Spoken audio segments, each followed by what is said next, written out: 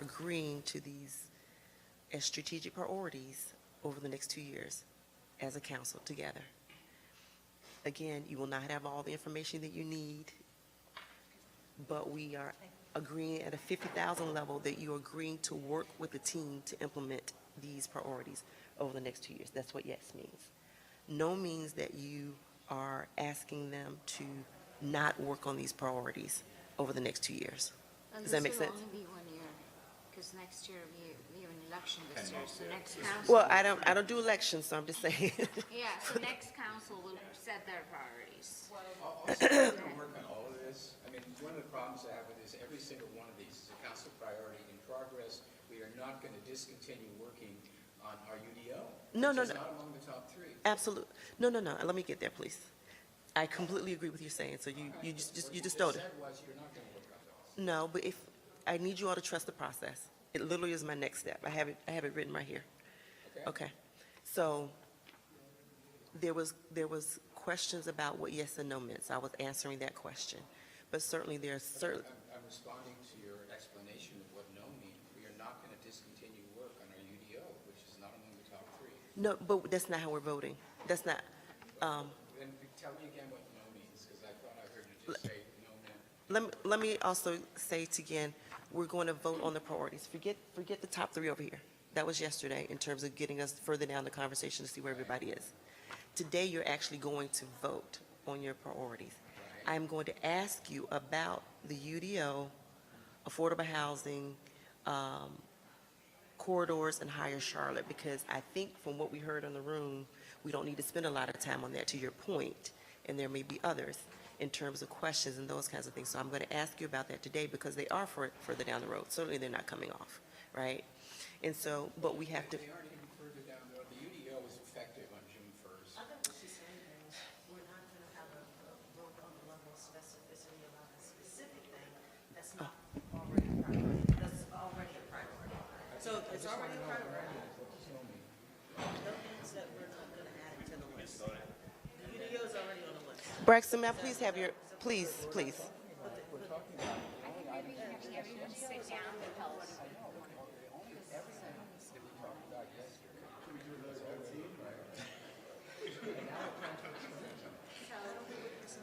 Okay, guys, I think, all right, so let's just say, everything that we've listed is important. It wouldn't be up here if it weren't important. Yeah. But I think that what Dialga is saying, and this is something we've done consistently, when we talk about and publish, communicate to the community, what we're trying to do is we have a list of things that we're working on more actionable. If it's in implementation, I think that what you want to say is that it's not dropping off of the list because it is implementation. And I think who said this yesterday? You said you want to be included in the updates on it. And so that's what I think, it's not a no that we're not going to get updates on these things that are implementation.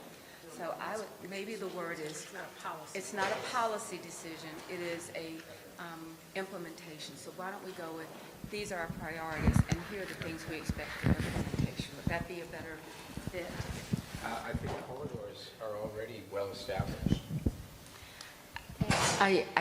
I think that they are established as a policy, but I also think we have a discussion on them that's in this list about what the dynamics are for each of them. I don't know that I would say that we have policy plans and playbooks for everything. But we're gonna But we're gonna discuss it. But your vote will be a Yeah. no, and that's fine. If you guys think you're clear on what we're doing, I'm fine. I'm clear. Yeah, all right. Yeah, okay. I think what she's trying to do is really Level set. level set, but then also take out implementation items from the policy, because like a lot of things, for an example, CAP, 2040 plan, digital divide plan, all of that is really under implementation. But really the policy items that we have, like for an example, on housing, mobility, all of those will probably get more discussion because we need to discuss priorities and policy. Where other items have, we already decided on whether we're going to do it or not. Okay, but I thought I heard that affordable housing corridors and jobs were the three. Yes. Yeah, I was just trying to level set on the day. The only other thing is I'm also going to ask you to limit your comments to 2 minutes if possible. I'm going to use a blue mat today to get your attention. I thought you were going to Lisa- say 1 minute. I don't know if that's possible. 2 is going to be hard enough. But we'll get there. We want everybody's voice to be heard and everybody to share appropriately. So just be succinct, and I'll be clear to recognize people today and move forward. But let's move forward and have a great, productive meeting. Thank you. Yes. 2 minutes. So this is an annual strategy meeting, and it's an opportunity for council to discuss things. I think that 2 minutes is almost unfair, if you will. Okay. Just because this is what this meeting is about to me, for council to come together and have discussion. So I will have a 2-minute watch here, and based on how the conversation is going, I'll do that. And I was going to do that anyway. Thank you, Sasha, for saying that. Thank you. Thank you for saying that.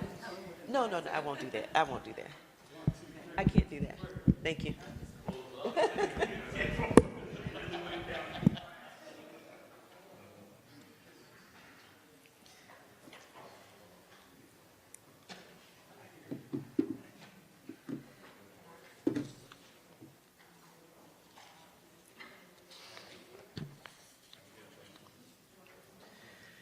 Good morning, good morning. Thank you all for coming back.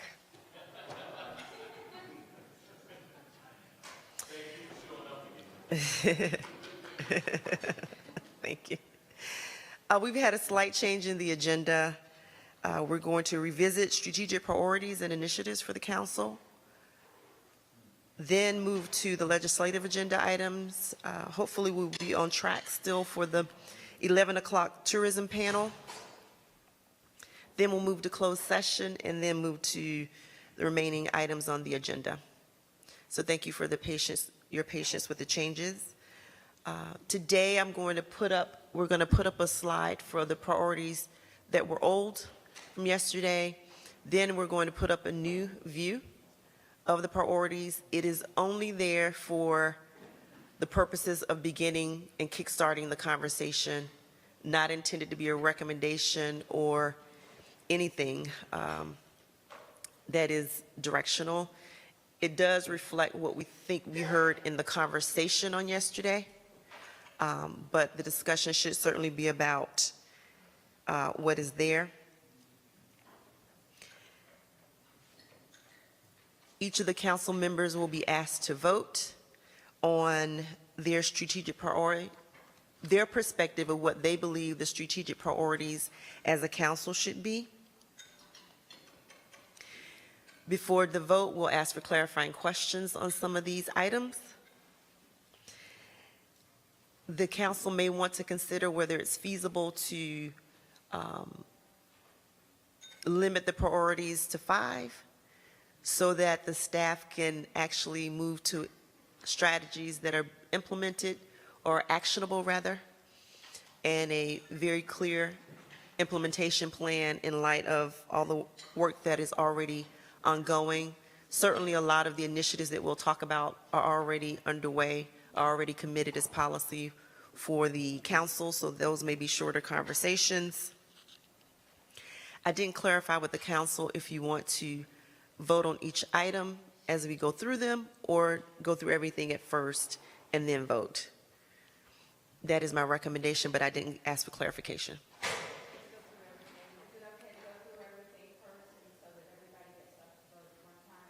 Very good, thank you. Thank you. Is it correct that we do not need to discuss affordable housing, Charlotte 2040 UDO, corridors of opportunity, or High Charlotte at length today? On, mic on. Thank you. I wanted to say on affordable housing, it's always been a priority that we've had, but I think the question is more specific. We have a new $50 million allocation. Are there changes that are needed or recommended? And so a discussion around how we spend that. I think if you're looking specifically at this, how do you spend the $50 million that the voters approved last November? And so I would like to be that kind of specific as an example of what we're trying to achieve as we put this up. Because affordable housing, gosh, we've been doing this in doing it well. But now, yes, And Sean, there's additional 22 million is still out there Right. on top of the 50? Yes, for ARPA right now, based on council's recent actions, it's about 25-ish. so specifically, we'll have the opportunity, Smudgy and I talked to Sean yesterday. He's got the RFP out. These things are going to come in, and we're going to have to prioritize what comes in to be available. And so it's like NOAA's versus new construction, 9% versus 4%. That's the debate, not a debate. That is the question on affordable housing. Everybody's, is there anything that I left out? Okay. Okay, thank you. On corridors of opportunity, we're going to have a session. I'm sorry, Mayor, I was going to recognize Councilmember Johnson. You may answer my question. Are you going to go through each? I was thinking and asking council to affirm, or if I've left something out. So on corridors opportunity, we've had a lot of research done by the team. There is a what do you call it, cross connections, cross-departmental focus on these teams. And what I think we're trying to do on corridors of opportunity is continue to emphasize those areas that we had historical disinvestment to have positive investment. And I believe that this is, you have some recommendations, but I think that the question really is, how do Can we you flip get to the that- next slide? how do we get that out of the staff recommendations? And that's referred to economic development as a committee item. So that would be consistent. The mobility network, I'm going to skip. CAP, we Thank you. see that as an overarching, and we've talked about that. CAP is overarching. I'm sorry, did I lose the list? that was- No, it's the same view. It's in the far right. So we've got well-managed government, we've got equity and engagement, environment. I think engagement is that up there? No. Okay, we need to put the engagement part up Okay. there as well. Ms. Arnold. Yes. Okay, Hire Charlotte, I think, is one that we probably need to have a discussion here to have clarity. The small business, minority biz development needs discussion. Digital divide, I think, is an implementation item, just like our UDO. UDO is going to be effective in June. So we have implementation issues that are being discussed in this team with development, and we're just going to have communication on that. And digital divide is the same way. Did I miss anything that you would say that you would add to or help define better? Okay, so I'm going to say affordable housing would be a vote. Corridors of opportunity, discussion and a vote. Hire Charlotte, discussion and a vote. Small biz, minority biz, discussion and a vote. Okay? Anybody disagree, or do we want to add or subtract anything? Okay, thank you. So, thank you. Ms. Johnson, did I miss anything? Okay, thank you. Okay, we're going to recognize, thank you.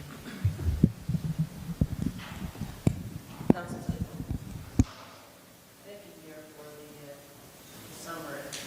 It's on. Here we go. Thank you for the summary. We're voting on affordable housing, number 1, number 3, number 5, and number 6. Is that correct? Okay. I just wanted to make sure on 5 that we had, and after the vote, potentially we can discuss this, but the added dimension of workforce development that's not present in Hire Charlotte today. We can have a conversation about that. We don't need to necessarily vote on it, but I just want to make sure that we're building that out. That's something that we're going to actually build out as we go forward. Ms. Anderson, that's really a good question. The question isn't about necessarily Hire Charlotte, is what do we feel is there a gap that needs to be addressed, and that's important. The how it would be addressed is a discussion that follows what is the gap. We ought to be appropriately planning for those things that we have questions that we want to resolve. So I would say the question here is, What is our gap that we see in Higher Charlotte? So that's a really helpful way of looking at it, because the manager ultimately would have to staff, budget. ED committee has this as well. Anything else? Mayor Pro Tem, yeah, Braxton?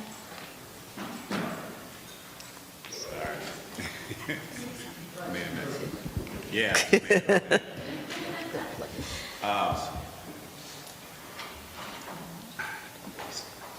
I think a couple years ago, the council and the community decided to reprioritize, not necessarily based on specific silos of work.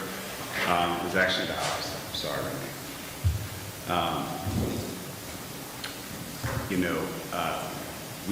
We recognize as a community, based on the equity report that was referenced several times yesterday, that in order to achieve the outcomes that are needed,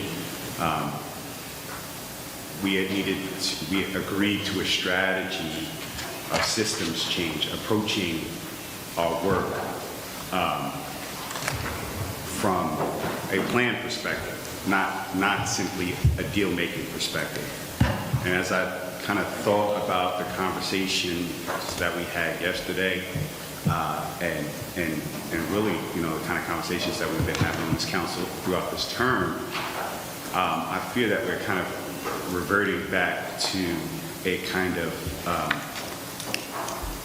deal-making approach and not having fidelity to that kind of systems approach. So I think that is kind of, it was kind of what was in the DNA of trying to figure out how to define our priorities. I think we need to prioritize what our approach is. Are we going to figure out, well, what can you do for me?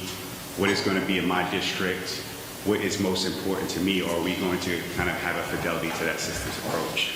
So it's hard for me to vote yes for any of these, because it feels like voting yes means that, we're going away from the approaches that we've been on as an organization for the past 6 years.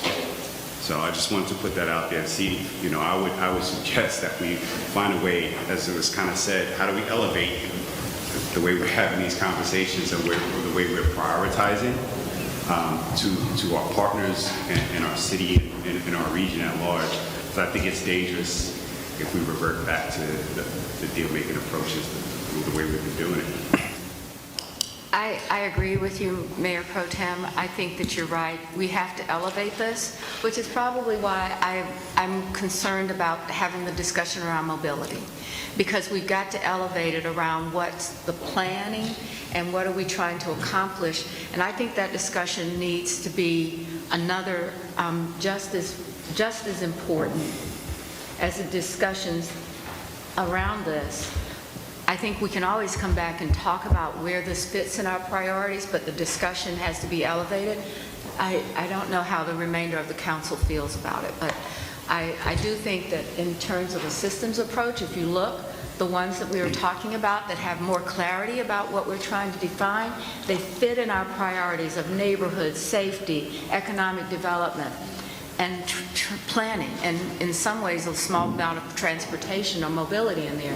But I think that we have to have a different discussion around mobility, because I don't think that that's as clear as a systems approach that you've talked about.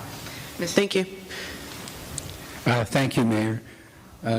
I think one of the strengths of this council has been that we have been advancing on a bunch of different fronts. So we have worked on mobility. We have worked on the UDO. And we have in our committees work that's being done on a variety of things.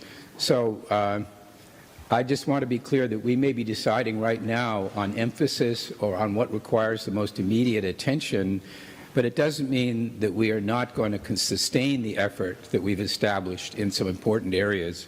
And I'll mention, for example, economic development, public safety, and environment, right? They're not even up there. So let's just be clear that our commitment to the areas that do not get identified as being priorities remains, and that the work will continue. I think we have a lot to talk about still on mobility, especially after yesterday's conversation. We have council-level work to do on exactly what that means and how we go about it. So I think to sort of demonstrate to the public the urgency that we see around our top priorities is okay. Just want us to be very clear that it doesn't mean that our efforts in some of these other very important areas are going to be neglected. Thank you. I think if anyone, I would agree with Mr. Diggs. Does anyone have any comment to add to it or not? Because I think in general, that's what we understand this to be. Yes, thank Okay. you. Councilmember Watlington? Thank you. I think in response to the ask, from my perspective, I think we have to remember fundamentally we are a representative democracy, and making sure that our policy reflects what our constituents actually want is our job, not to create a vision separate and apart from what the people who elected us want. So we can do both. I don't think that they are mutually exclusive, and if we're doing it right, they're not mutually exclusive. They have to go together. We are not individual agents building a city the way we ourselves decide we think is important. We are responsible and accountable to our electorate, and without understanding how our decisions impact them, and if they even want the decisions that we're making to happen, we are doing a disservice to our role as representatives. Very good. Are we ready to move to the next step? Yep. Are there any other questions about the vote, of which we are putting forth for votes? Affordable housing, corridors, Higher Charlotte, and minority business development? No. Is there any unreadiness? I see Mr. Mitchell trying to find a little, I'm with you on that one. It's hard to see. Yeah. So I do think what the mayor alluded to earlier about affordable housing, I want to know if council open to having some discussion. I mean, we just got the good report from Sean, 22 million left over, we got 50 million. And I agree with the mayor. I think we need to talk about how much we want to spend on NOAA, because that's about preserving those in place, and how much new construction we would like to do. So. Okay. Councilmember Driggs? Just wanted to clarify exactly what the question is we're voting. Are we voting on whether or not affordable housing is one of our personal top three, or whether we think it's important? Like, how many votes, how many times do we get to vote, and how does it work? In the past, you've had 5 priorities. I mean, well, you can see them up there, excluding the new ones and whatever. I would say we are trying to send a message to the community that these are things that have a very strong focus and commitment when you make this vote. So I think that we can go up to 5. I can't remember in the book. It's in our pre-read. I think it includes everything on the top. First, it talks about the priorities, which are the long-term things.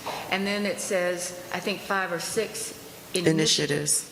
So when we talk, we've been mixing our language a little bit, but these are things that the committees would work on and address to be responsive to the entire council, using the bar to define, does it help us have great neighborhoods? Are we making the community safer? Are we creating economic development? Are we doing transportation and planning for that community? So I think it goes to this idea of a systems approach is to, you ought to be able to accomplish those goals or explain why. So I would say no more than 5, but it's completely kind of just a thing, 3s and 5s always seem to work, So I say vote, and if it's 6, then it's 6. I don't see any limit to it. Councilmember Driggs? Make sense? Okay. I have 4 up for vote because we are not voting on, Up to 4. well, no, let me just clarify. I thought I heard, I'm seeking clarification. I thought I heard mobility stands, we're not voting on mobility. I heard that we need to have discussion about the spend for NOAA towards versus new construction. Do we need to discuss that now, or is that an expectation for discussion later? I don't think that we need to discuss the affordable housing. I didn't hear anyone object to it. On mobility, I think we need to have Okay. a discussion. That's my opinion. Okay. Anyone else have a different opinion? Okay. All right. Then we move to discussion around corridors, higher Charlotte, and mobility. Okay, starting with corridors. Yes, go ahead. Thank you. So I guess before the council starts voting, just a little bit about the priorities or the initiatives you had before you stepped in on Monday. Some of these evolved over time. You know, for instance, under corridors, Safe Charlotte is under corridors. So I don't want anybody to think that Safe Charlotte is not an initiative. Same concept with the 2040 plan and the UDO. The CAP became a part of that. And then we started to go over to the far right of the chart, and you'll see under well-managed government, the triple E committee's work became a part of that. So just as you go through it, I don't want someone to walk away with 5 of these or 4 or 6, whatever the number is, and then someone says, well, we don't have safety as a priority or initiative, because some of these things have already been lumped into other initiatives.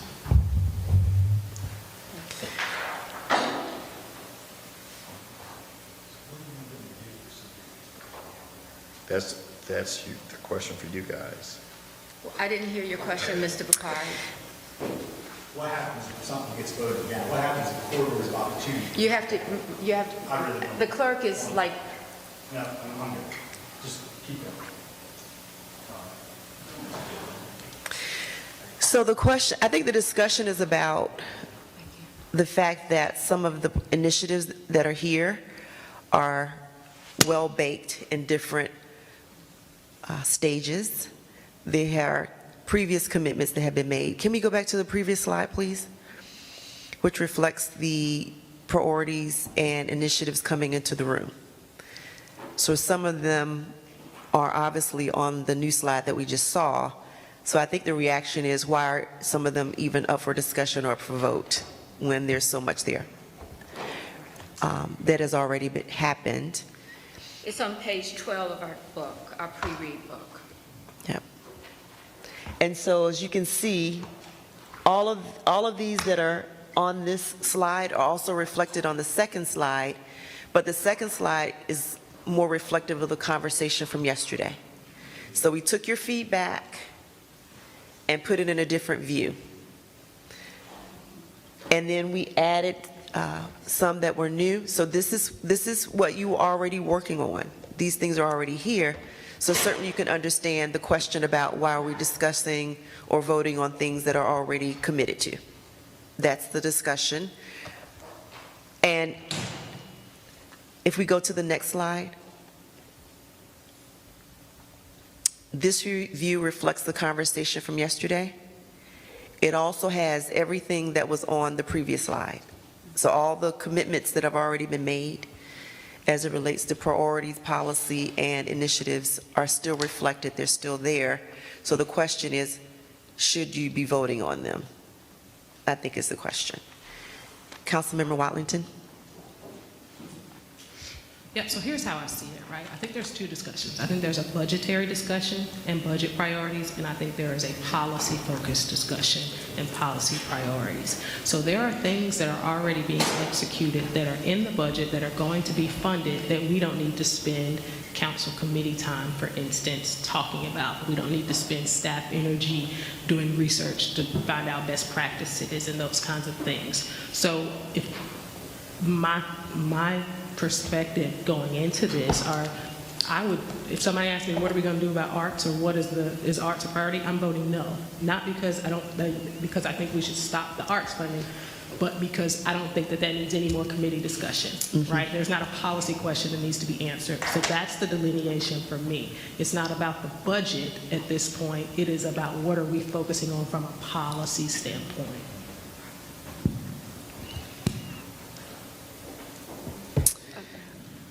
Are there other questions or responses to the point about voting on initiatives from the previous page? I think when you actually see a policy change like the affordable housing, we may be talking about going from 9 and 4s to NOLAs. And it's a priority question, but it's a policy question. On the UDO, I think we've already decided that was corridors of opportunity. I think is a discussion point because I think everybody needs to level set on this one. It may mean that it will stay as is, but there needs to be an agreement. Am I saying this correct, Malcolm? I think we're good, but I want everybody to know that we're good. I thought you got this, don't you? I just think we're just repiling work we've already done. We're going to be here for 10 months. I think the priorities have already been set. I think there's some further along than others. There's a lot of good work being done in all the committees already. I'm just extremely frustrated that I'm just not knowing where we're going or why we're doing what we're doing. I'm just frustrated. I'll be honest with you. May I ask a different question? Is there opposition if we don't vote on UDO, corridors, mobility, and affordable? I think that was the only one. No. I would say even on Higher Charlotte. And Higher Charlotte, that's the other. Discussion on corridors, mobility, and Higher Charlotte is said, but no vote because of everything that's already been discussed. Councilmember Johnson?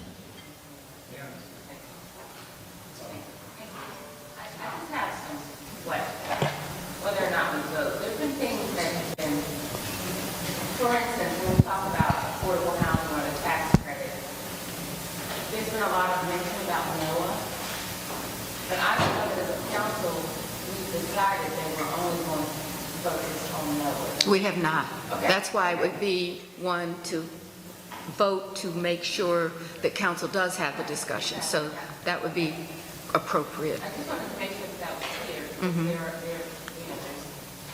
That's not being decided. Right.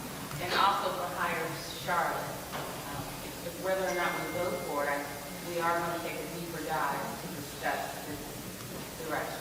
Right. Thank you. Yes, go ahead. So I'll try one more thing that I think may be helpful. Julia, can you go back to the other presentation and just do slide 3? So we didn't have a chance to go through this yesterday, but I think it would be helpful because these have been additive over the years. And so if... What page is it in the book? Manager? It's not. Okay. It's not in the book. So when Julia gets it, it's all about your annual strategy meetings. And at your annual strategy meetings, you reaffirm some of your priorities or you introduce new ones. And then over time, so if we go back to FY19, in your annual strategy meeting, you had housing as a focus, right? In FY20, you had corridors, you had the UDO, you had mobility, and some of these other subtitles were either before or during, right? We got to FY21, and we brought in arts and culture in Higher Charlotte. Last year, we did not have a typical annual strategy meeting, which is why I think we have this big gap with arts and culture in Higher. That they're infants in this stage, right? Not like housing. So, and I apologize, I'm just trying to... No, please, okay? please. So Thank you. if you were to add 2 more, it wouldn't be inconsistent with what you've done in the past. And if you were to say, you know what, arts and culture there's a 3-year runway. We're in the last year of the 3-year runway. There needs to be a decision from this council of how you will be a part of the funding ecosystem for arts and culture, and that thing may just drop off. Or you can roll it into whatever you want to It rolled now, under much High like we Charlotte. rolled CAP in and save Charlotte in the corridors. So I'm not so sure you need to take anything off. I think there's some new concepts that you're exploring, whether you add them and how you add them. And then I'll leave it alone.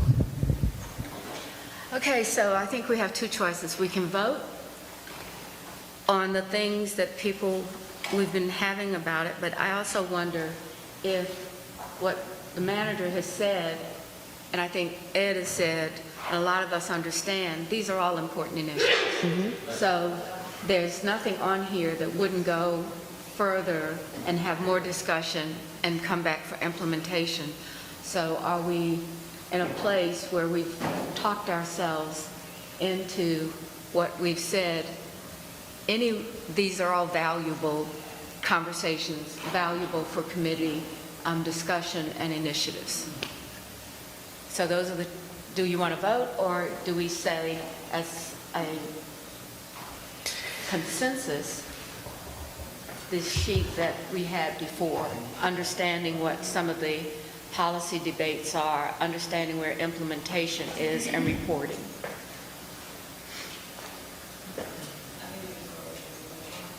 I couldn't hear you, Ms. Watlington. Process has been, we either affirm or make an adjustment. So let's just do our jobs and do that and keep it moving. If everybody votes for everything, then that's the answer. If some things fall off, then they fall off. But I think that it's something that we can just go ahead and execute.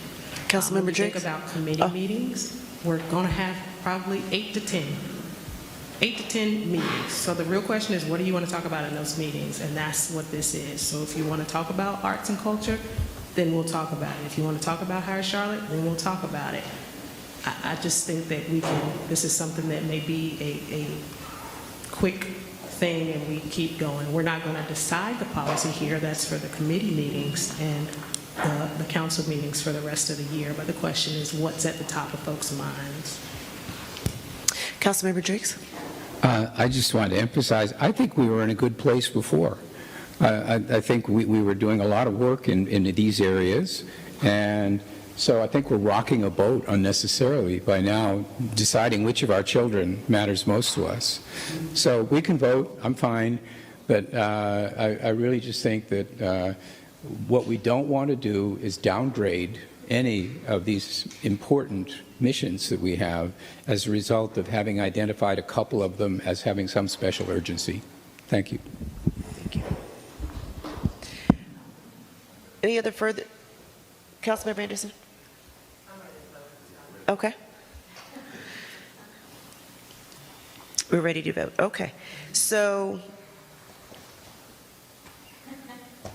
all in favor of affordable housing? Hand raise, is that how you vote? I think Okay. See, I got food. okay. We'll go ahead and do this by raising our hand, and Ms. Arnold, It's your preference. I'm not sure how you've done it in the let's raise our hands. So, Raise your hands. yes, Okay. and you'll, Okay. okay. Also, to confirm and make sure we're on the same page, we're voting on affordable housing corridors, Higher Charlotte, small business and minority business development. Am I adding mobility to the vote? Is it everything here? I think the conversation has shifted a little bit. And if I could just be clear with everybody, usually when there's a default yes with this, you need to raise your hand if you're going to be a yes. It's not going to be assumed that if you don't raise your hand, you're a yes. Just to be clear about the voting. Thank you. I just know have- that I skipped over mobility, but I think we ought to have a vote on mobility because that's the only way to continue the discussion. Okay? So is there any objection to mobility? Okay. I just had a point of clarification.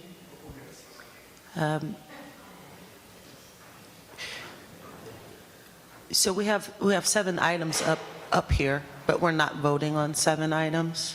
There was a discussion about digital divide rolling under being, I think back to the point about updates from yesterday.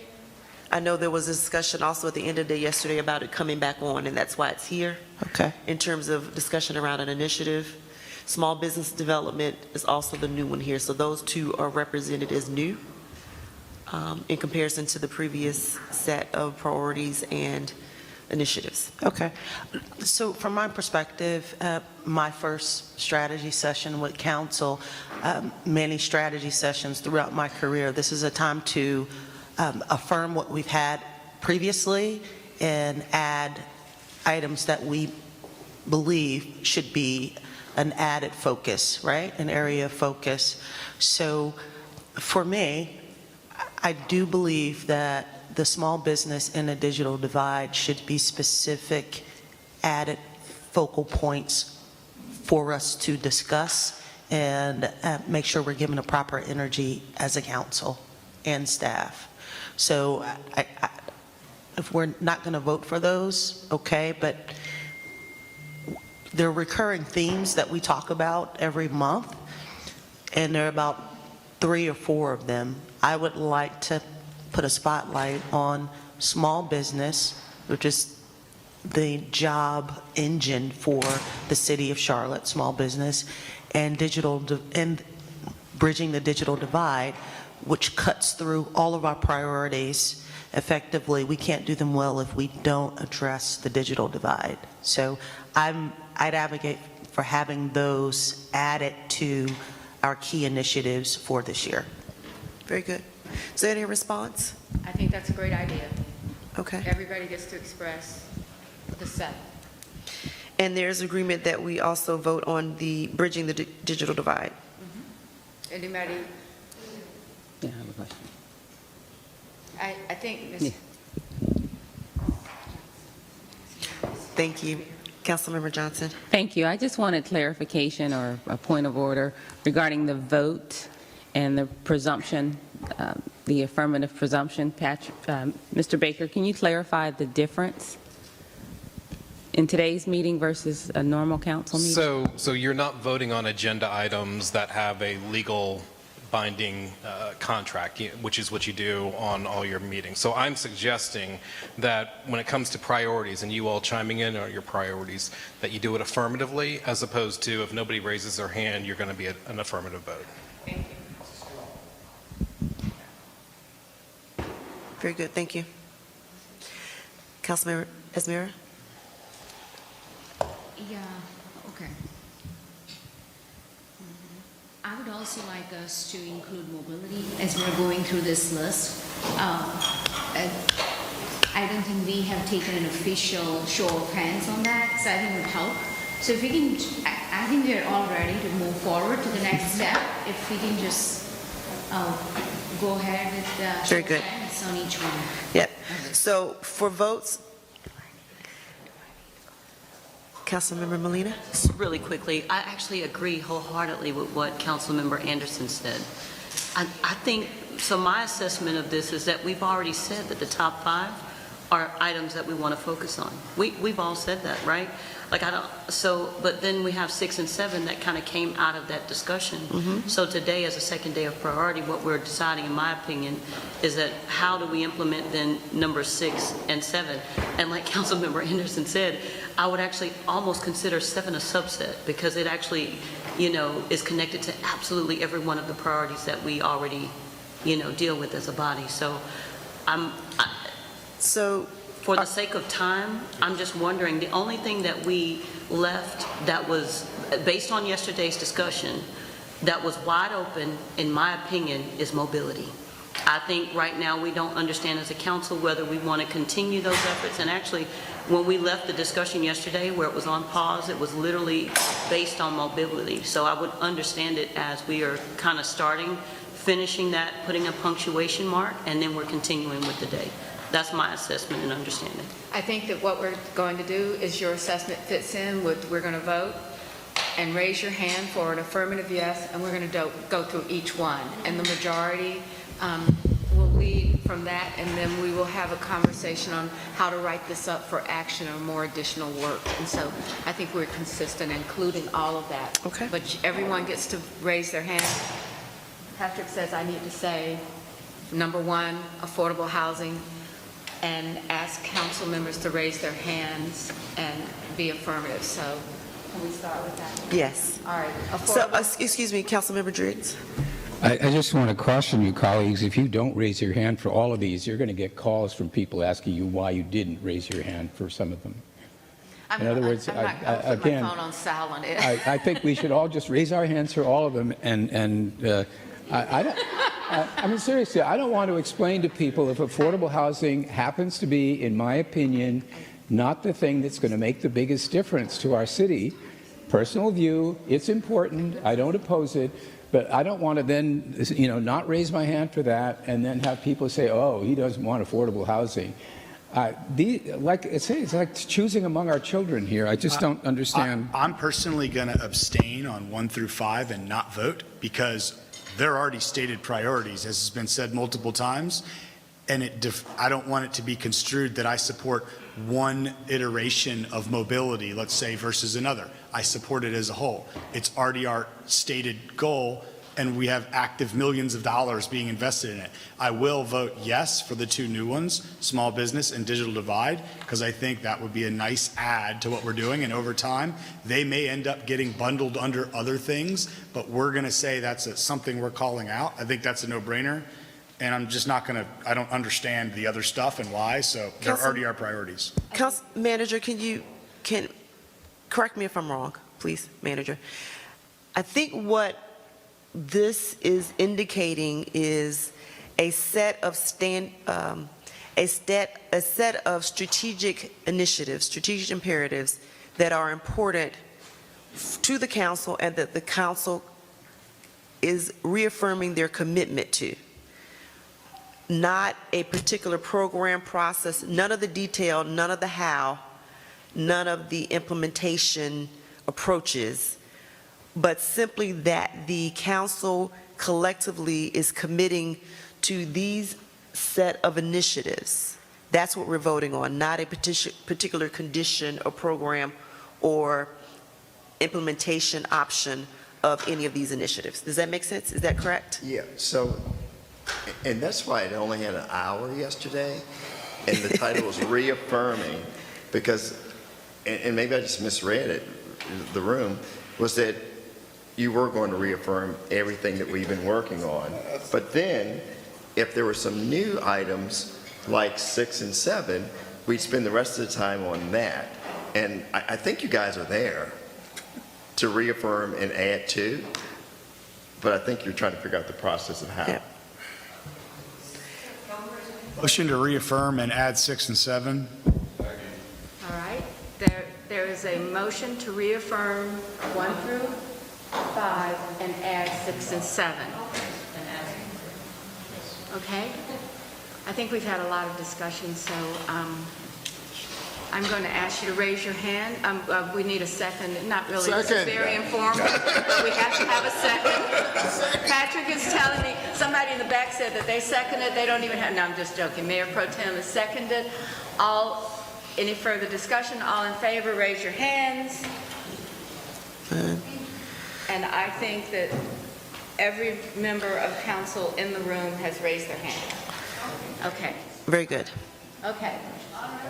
I have been to a lot of these retreats, and boy, this is the hardest one on priority setting, and I hope it was a valuable idea so that as we think about this going forward, that we're really clear on what we really mean, and by priorities, reaffirmation of them, and strategic efforts. So it may have been tough to have to go through all of this, but at the same time, I hope that it did provide us a place that we got to that will be helpful as we take the next steps towards implementation and definition.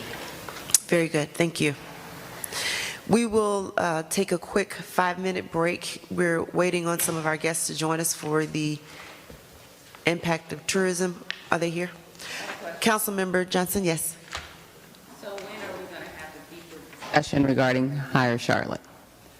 That will go into the committee. We're going to have to follow up with discussion. It will likely go into a committee discussion, and working with what I have heard, as well as the staff, how do we do that, and what are we trying to accomplish? We'll talk about that. It'll be next Monday. It'll be next Monday, in the committee sessions on Monday. In the committee sessions? Yes. In the committee sessions on Monday? And the report out that night at 6 o'clock. We are, Okay, I just wanted, during the strategy meeting, I wanted to discuss, like I said yesterday, being more intentional about programs for justice-involved individuals. Okay, all right, so, thank you. So all of these committees meet on Monday, and so we can figure that out by then. Can you make a referral to committee specifically regarding that issue? So I believe Monday, Hire Charlotte will be discussed at the committee, as well as a funding strategy for it and a report out that night.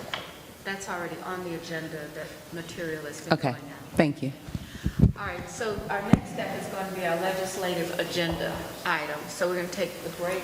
yes, let's adjourn at 11:05. If we could take a quick break. Thank you. Or reconvene at 11:05. 11:05. Thank you.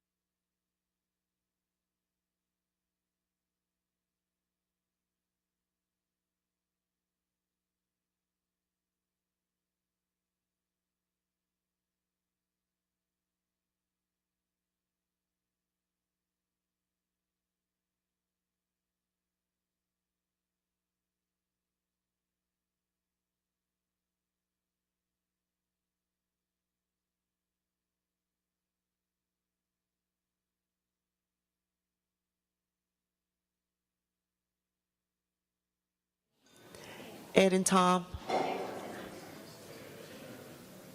Tom, we're going to adjust a little bit. Thank you.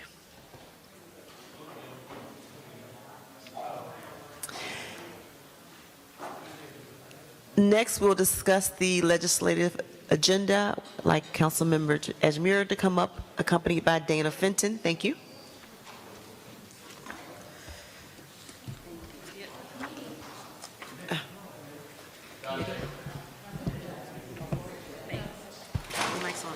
Yeah, thank you. Where is, and Tark? Tark, aren't you coming? All right, okay, thank you. All right. All right, are we all ready to get started? Well, we're going to discuss federal and state legislative priorities next. And I just want to first introduce our committee that's been putting in a lot of work. Vice Chair James Mitchell, Dante Anderson, our committee member, Tark Bukhari, our committee member, and Lawana Mayfield, who is not here, but I'm sure she'll be watching later. So what we want to do is level set, give everyone an opportunity to provide feedback on legislative items, federal and state, both items, so that committee can discuss all the feedback that is being gathered today. Our next meeting is actually next Monday. So we will be taking all of your feedback that you'd like us to see being added, modified, wordsmithing.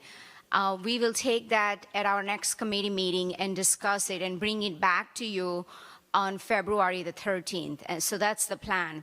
So I'm going to turn it over to Dana to just walk you through a couple of slides that we have on the committee work that's been done so far. And then we will also go over some of the changes or some of the feedback that we have received to date after the committee approved after committee approved our first draft, and then we'll just go around the table. So that's the plan. Dana, feel free to add if I missed anything here. Thank you. Thank you, Councilmember Ajmira and members of the committee for being up here. For the record, my name is Dana Fenton. I'm with the City Manager's Office, and I'd like to say hello to all of our residents of our city and region who are tuning in. And as it turns out, I have a lot of friends and acquaintances in Raleigh who like to tune into these meetings when I present or when I'm present. So I'd like to say hello to them too. And if the staff could bring up the first slide of the presentation. The goals for today's session, I think Councilmember Ajmira put it very nicely. We'd like to get your direction on the 2023 federal and state legislative agendas. But we also, a second one is to receive feedback from you on the use of language in the proposed legislative positions, the ones that were presented both on January 3rd and also the ones that were part of the January 23rd packet. Next slide, please. Let's do a little bit of level setting now. Just a couple past dates. Committee came before the council on January 3rd to talk about their proposed agendas. Council provided a lot of feedback that evening, and we worked over the next few weeks to try to incorporate that into something that would be acceptable for council to rally around. On the 23rd, about a few hours before the meeting, the mayor referred the issue back to the committee, and then next week, the committee will meet at 12 noon. Next Monday night, it'll be presented, and then it's calendared for consideration and adoption by the council on February 13th. Next slide, please. Real quick, this is the legislative issues that were part of the proposed BGIR federal and state legislative agendas that are presented on the 3rd. And next slide, please. These were some additional issues that were brought up that evening, and I don't need to go through each one, but we did try to incorporate as much as we could, and some we couldn't. Next slide, please. For the January 23rd agenda, we came out with this list of legislative issues for the council to consider. And next slide, please. And these are the ones that were not addressed, but as I understand it, the committee will be taking these up next week. And I believe that does it for the level setting.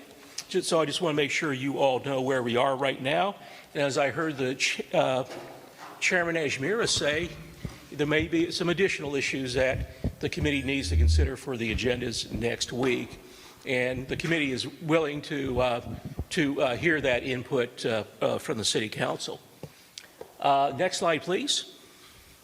And then we have several slides here. We have side-by-side comparisons of the language in the agendas for both January 3rd and January 23rd. And we did receive some questions about it that evening, on the evening of the 3rd. And so I think the committee and also staff would like to know what in particular with these items that council may have issue with. So the first one we have here is from the federal legislative agenda, the destination CLT position. And just to remind you all, this is basically destination CLT is the capital improvements plan for the Charlotte Douglas International Airport. In this year, the airport will be submitting a letter of intent to try to get federal funding commitment for the 4th parallel runway and some other projects. That's a really, really big thing that we've all been working on for the last several years. And then there are also some other opportunities to get funding for airport projects. So I just wanted to go around the room just to see whether anybody has any observations on these positions, any suggestions for change or whatever. So I'll go to that table. Mr. Mitchell, Ms. Anderson? Okay. The back table, Mr. Winston, Ms. Ajmira, Ms. Watlington? I shared my thoughts about the legislative agenda with you all in an email. You know, I think it would, again, whether it's a Homestead Act or another housing option, I think it would be a mistake not to have a housing priority on our state legislative agenda.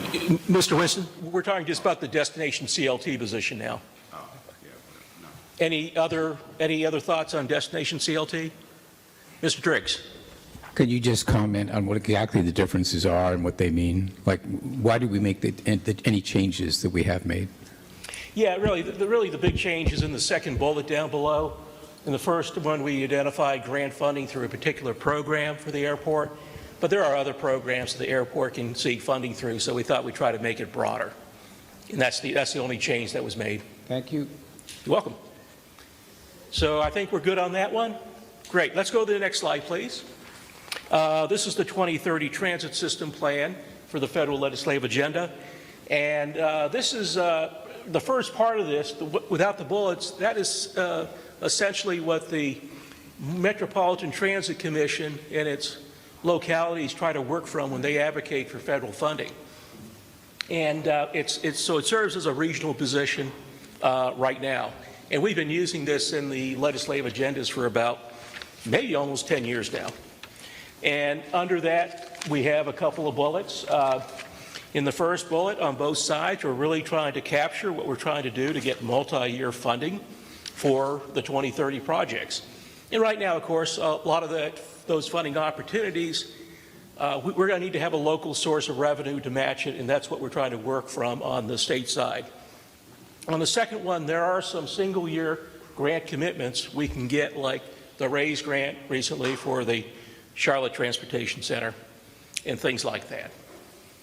So let me just go around the tables again to see whether anybody has any questions or observations on these. Oh. That was just a thumbs up. Oh, thumbs up, thank you. Yeah. I suppose we could, but it's not going to cover all forms of mobility. It only covers public transportation. But you got to start the thought. Well, okay, thank you. That's actually my question. That's actually my question. Yeah. At this point in time, I understand that we've had this for 10 years or whatever. We know it needs a local match. That's what we've been going up to DC and talking about ever since I've been on council, since 2018.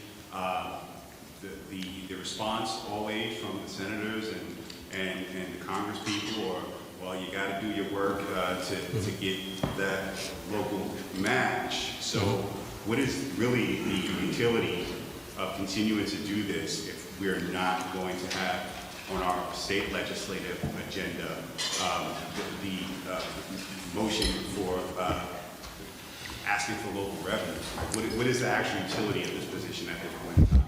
Well, the 2030 plan will always be in effect, even if you don't address mobility in the state legislative agenda. That's one thing. But we need to keep these projects in front of the delegation and let them know what we're doing. Like, for example, CATS right now is doing doing some planning and design for each of the 3 lines. They just started the Lynx Red Line. They've been working on the Silver Line, and don't hold me to this, I think some work is happening on the Blue Line and even the Gold Line. So it's a work in progress. So we need to keep that in front of them on a continuous basis. Can we get past 30% funding for planning without a local match? Like I would have to defer that question to somebody from CATS. Would it be possible, we're going to come back and do a mobility discussion, and I know that I've probably disrupted the flow of this. No, you didn't. So That was my what I would question. like to say is, can we have a mobility discussion on the agenda and come back to some of the questions that we have? So Let me just say, I think this needs to change. I think we need to have a transit conversation. We're all just doing whatever anyway here at this point, so. Very well. So I just wanted to respond to the comment that Mr. Winston made. We can satisfy the master grant requirement. We can satisfy the matching grant requirement with the sales tax that we're proposing to raise locally, so it doesn't make it pointless to talk to the feds if we don't have a state commitment. And I think the judgment has been that our highest priority with the state is to get approval for the referendum, and we have heard that we're unlikely to get those other funds. So I do think the best course of action is exactly what we're talking about here, to go ahead and try to keep that federal funding warmed up and continue to work on our local match, meaning here, and we can always see later about what we might be able to get from the state. As it stands right now, they have a general policy about 10%, but the magnitude of the things we want to do and the implication that we would need $1 billion from them in order to realize our plan would make it unproductive to include that in our state agenda. Is that fair, Dana?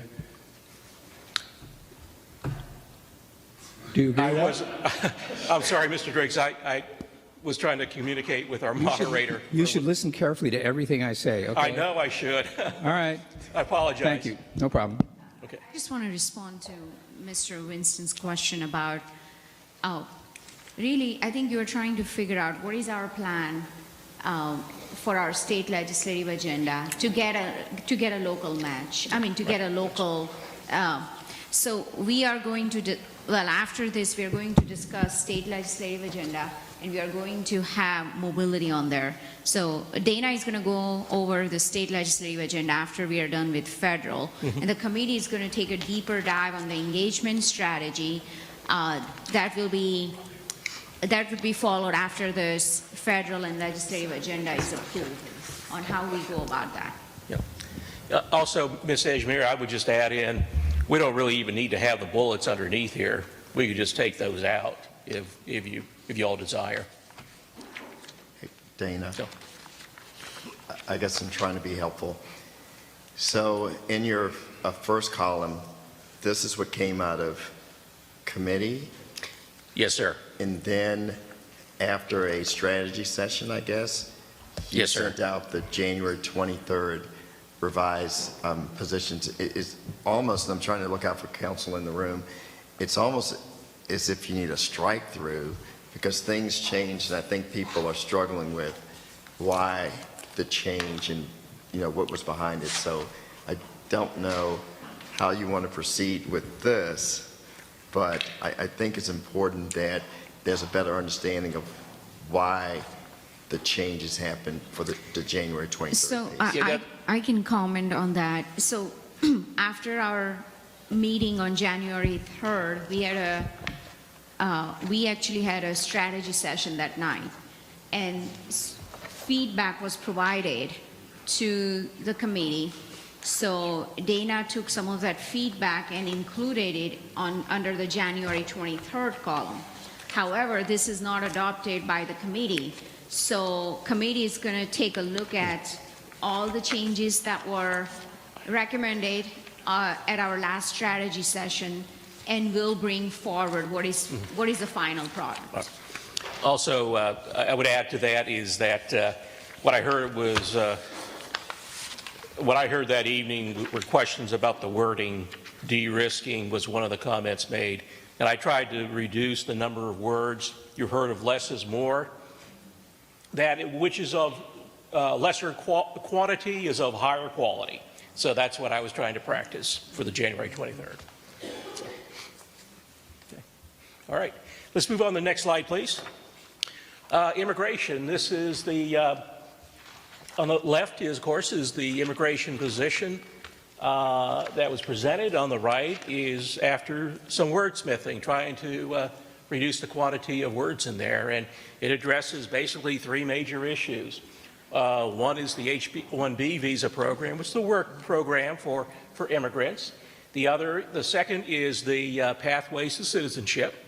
And the third is an emerging issue, and that is the need for more funding for resettlement organizations. That's something we talked about at committee, as there being a need in our community, especially with the influx of refugees from Afghanistan and Ukraine.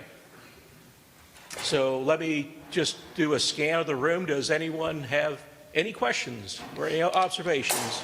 Back table, Mr. Driggs? I'll listen this time. Okay, thank you. Mr. Bakari, Ms. Molina? Good, thank you. Mr. Winston, Ms. Ashmere, Ms. Watlington? I got one thumbs up over there. Okay. I got two. Excellent. Thank you, Mr. Winston. And Mr. Mitchell, Ms. Anderson? Great. Thank you. Next slide, please. The next one is sustainability and resilience. This is one that the committee did propose, and why I took the liberty, the difference between the two is that I just tried to add a little bit more language this time instead of decreasing. The ones on the left didn't really say too much, so I wanted to provide a little bit more context on each of those. So let me do a scan of the room from this side. Mr. Mitchell, Ms. Anderson? Got two thumbs up, thank you. Mr. Winston? Thank you very much. Thank you. I got three thumbs up there. I got another thumbs up from Ms. Molina. Mr. Bakari, got a thumbs up? Nope. Okay. Okay. Back table, got three thumbs up. I think we're good on that one. Thank you. Now this is, next slide, please. This is the last position proposed by staff. This was not one that was proposed by the committee, but listening to the feedback that evening was that, I think Mr. Bakari said it, that there need to be broader forms of infrastructure addressed in there. So I went back, I took a look at past agendas. We did address things like roads and bridges, digital inclusion, water and sewer, stormwater, things like that. So on the right are essentially those things along with smart policies to help out with the transition of personal mobility and commercial mobility systems. So any questions, observations from the council? Mr. Manager, I'll just make one comment. We've had a lot of good conversation, challenging conversation on transportation and where we're going. Still a lot to figure out. If we continue to place the same wording and do the same things in these agendas as we have had for the last 10 years, we will continue to get the same results, which is no money and no movement. So we can't go to DC and say transit is one of our big things, and then go to Raleigh and say roads first and point back to something that says infrastructure. It needs to be seamless, but we have to get our plan right first. So I think before we approve a single thing here, this is the icing on the cake, and it is too premature to have a holistic approach on transit and transportation in this until we've had the real conversation.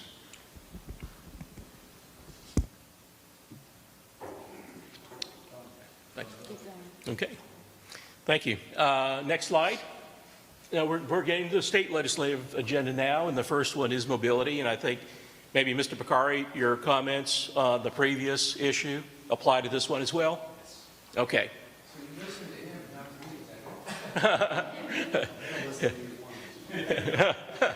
Mr. Driggs, you want to say anything? I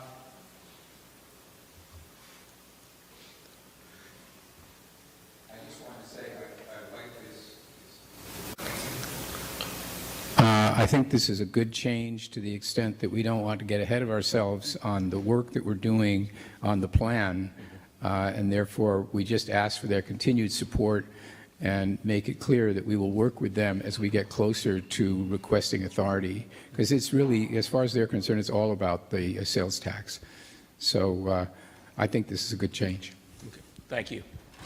And Ms. Watlington.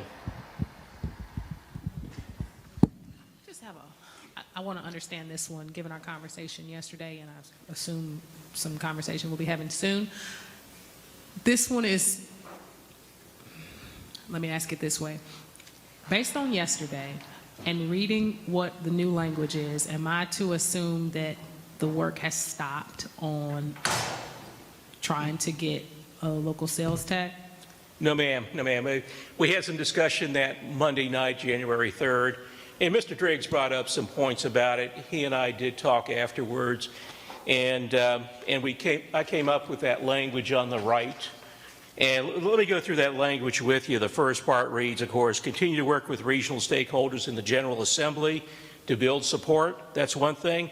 The second thing is advance regional solutions to mobility needs. What advance means in legislative parlance is everything from working with legislators to get their support, to bill filing, to getting the bill enacted, getting it worked. So it means everything in there. What this tells me is that we're going to still work on it. Mr. Winston? So again, like I said, in my email to council and manager and mayor and staff, this, to me, this isn't a legislative priority or legislative ask. This is a tactic, an internal tactic. You know, we're at the beginning of the long session. Mm-hmm. And what we need legislatively is a funding source for our community-driven and council-adopted mobility plan to implement it. To get that revenue is likely going to be a journey.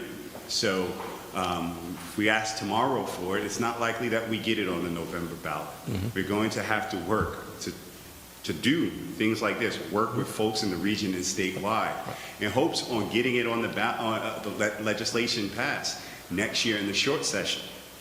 Now, if we wait, and we wait, we're not going to have the time, because we can't introduce this next year during the short session. Perhaps there's likely not a chance to do that. And as we saw yesterday, those federal funds that we need to match are timed. Mm-hmm. And so we have till 2026 to basically get those funds. Now 2026 is going to be the start of well, it might be the culmination of another long and short session. We don't have time to do this. And on the idea of less is more, if we don't tell people what we want, specifically the General Assembly and Raleigh, and work towards those things, we run the risk of them telling us what they're going to do if we can't assert that and we can't talk about that. In a state where, in the state that we're in, where it's tighter than Dillon rules, we run into the potential for a lot of trouble for not getting the things that we want if we don't have the specific language of what we want. Mm-hmm. So I think we really need to get to this point in this long session where we are asking or requesting the legislative need of a funding source, and then do that hard work over these next couple terms of getting it. Okay. I think that's a good observation on your part, but what I would say is that we can't go forward yet with legislation until the region comes to an agreement.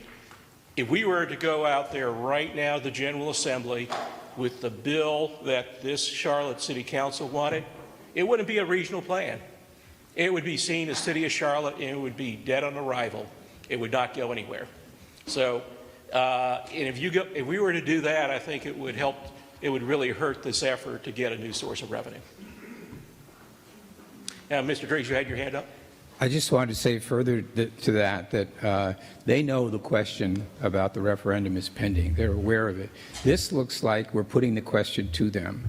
I think that we need to sort of send the message to them that we are working on this thing that they know about. We're not yet asking for this legislation. And further to what you said, Dana, I think it would do more harm than good to give them the impression that we were actually sort of lining up the request for the legislation given how far we are and what they know. And so the reason that I like the second version is because we don't want to get ahead of ourselves and have them entrenched in kind of opposition because they think that we're presumptive, that we're being too aggressive about this. So the other thing does not limit our option if we thought the situation existed where we could ask them for the legislation. If we had everything that we thought we needed, this legislative agenda doesn't limit our ability to go in there and put it to them and get it acted on. But it does really run the risk of the opposite effect of going, hey, guys, you know, you are just really way ahead of yourselves and we don't like it. Thank you. Any observations, Mr. Mitchell, Ms. Anderson, Ms. Ajmera?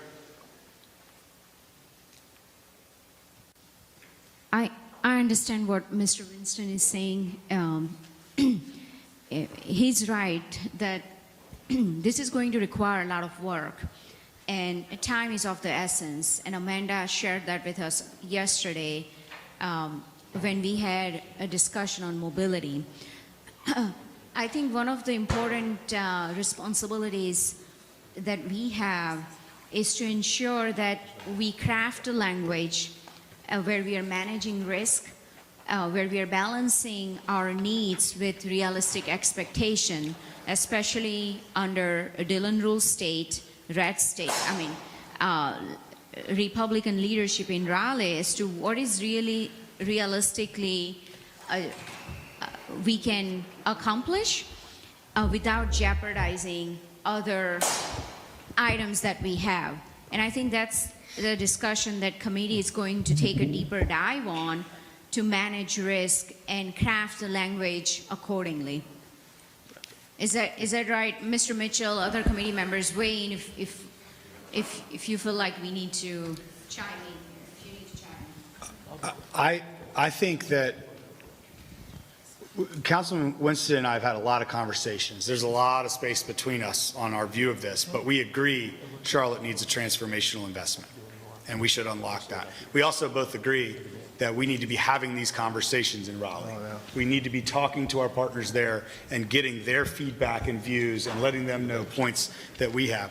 The big thing, and this goes back to reiterating a point I made yesterday, is I believe, based on kind of where we are now, if we all buckle in together and have these tough conversations and figure out a couple really baseline things, not only is there a scenario where we can unlock federal funding and some ways that are not just transit like we saw before, but other creative funds that they've set aside in some of these new bills, not only can we do that, I think we will find, in fact, I know I've had conversations, we will find receptive ears in leadership in Raleigh that could potentially lead, in a perfect scenario, to a referendum this year in 2023 that everyone gets behind because they understand that it is compromise and it meets the voters where they are with pains they're feeling today. So I think, again, this is just words on a page that will be the exact same outcome as it's been year after year after year, unless we sit down and we do that work, which staff has already been doing, which Vi and Marcus have already gone to DC multiple times and had conversations. If we can buckle down together, it may not be everything we all want, but the point is we can bring something together to Raleigh that has a chance. And I've heard from Speaker Moore, I've heard from leadership up there that if there's a couple criteria that are met, they're willing to have the conversation. So, you know, I think we should, if that is appealing to anyone, I think that should be our first and foremost exercise as a group, to kind of line up as much as we can and then start having those conversations in real time to see if that happens. I mean, it's all based on the work we go do from this point, not the words that we craft on a legislative agenda that are somehow going to make it happen or not. Yeah. Go ahead. Thank you all for the feedback and the discussion this morning. We want to put a, That's good. I won't take very long. Yeah, can we just wrap this up? I just have 2 more slides. I mean, It's just 2 more items. it doesn't matter. the recommendation is that we move to the impact on tourism panel discussion at this time, and then revisit this discussion, because there is also, I think, some additional slides, and it's, so we're going to move, okay? We're fine, we're just trying to we're balancing time. Yeah, who recommended that? Finish. He had his hand up before Mr. Bakari interrupted, and we're asking for 2 more slides. Folks, can I suggest we just move to the next slide? I know there's a lot of comments on mobility. I don't think we're going to solve them here in this session. And I think what Mr. Bakari was saying, there needs to be more discussion about it. I don't want to stop things, but I don't think it would be productive to talk any more about it.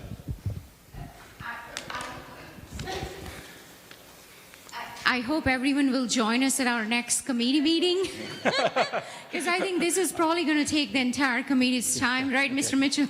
Right. I hear Miss Anderson said something very wise. She said we gotta differentiate our priorities from our action items when we're talking about our legislative agenda. So I just want to say that out loud, because I have had that conversation with her. So if we can just focus on action items here, and hopefully you will all join us at our next Monday's committee meeting. Yeah, okay. Thank you. This slide, Safe Charlotte, this is part of the committee's recommendation on January 3rd. And on this one, I did add a little bit more language to it to be a little bit more descriptive of Safe Charlotte in general. But the thrust of civilian traffic investigators, traffic accident investigators, is still in that bullet. And the last slide, please. Okay, here we go. State transportation funds. That has become infrastructure and sustainability because of feedback received on January 3rd. And I think it goes along with what Mr. Bakari had to say there, is to try to get in more forms of infrastructure. It's like the federal position, only for the state side. So we have the references to the Powell bill in the new language on the right, along with broader forms of infrastructure, whether it's digital inclusion, the smart policies for transportation, clean water, and drinking water. You like it? Okay, great. I got thumbs up all over the place. That's the last slide, folks. Thank you very much. You've been a great crew.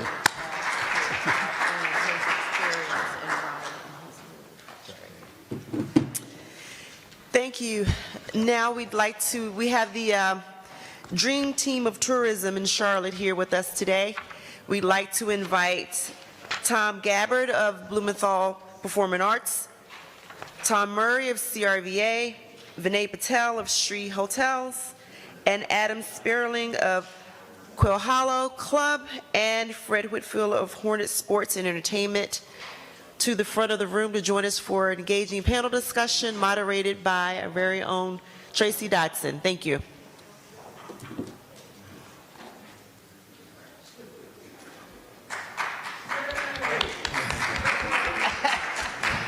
Thanks, Councilmember Triggs.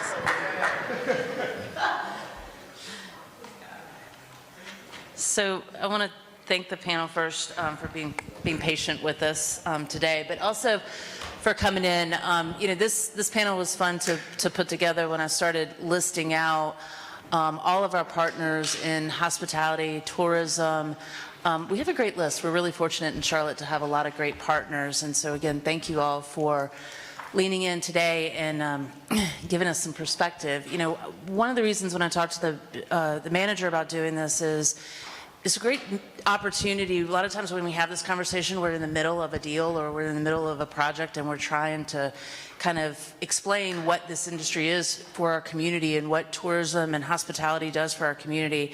And so I feel like this is a great opportunity to just pause for a second and really have that conversation as we think about things that have recently occurred, as well as things in our future. So I'm going to kind of bounce around, but I want you guys interject kind of your thoughts across the board. Tom, let's start with you. Great article in the Business Journal last week about the convention center.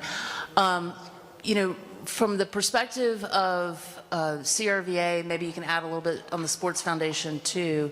Kind of talk to us about where you see the industry is coming out of COVID, and a little bit about, are there areas that we still haven't rebounded? Well, thanks, and thanks for noting the article. I really have the City Council to thank as well because of your support for our investment in the expansion of the Convention Center, which has led to a lot of that success. And so I think we all can be proud that we continue to maintain our assets in a really competitive way, and that helps us be successful. And so I would say on the recovery side that we've made great progress. We didn't recover all at once in all segments. The beginning of the recovery happened from a leisure segment side.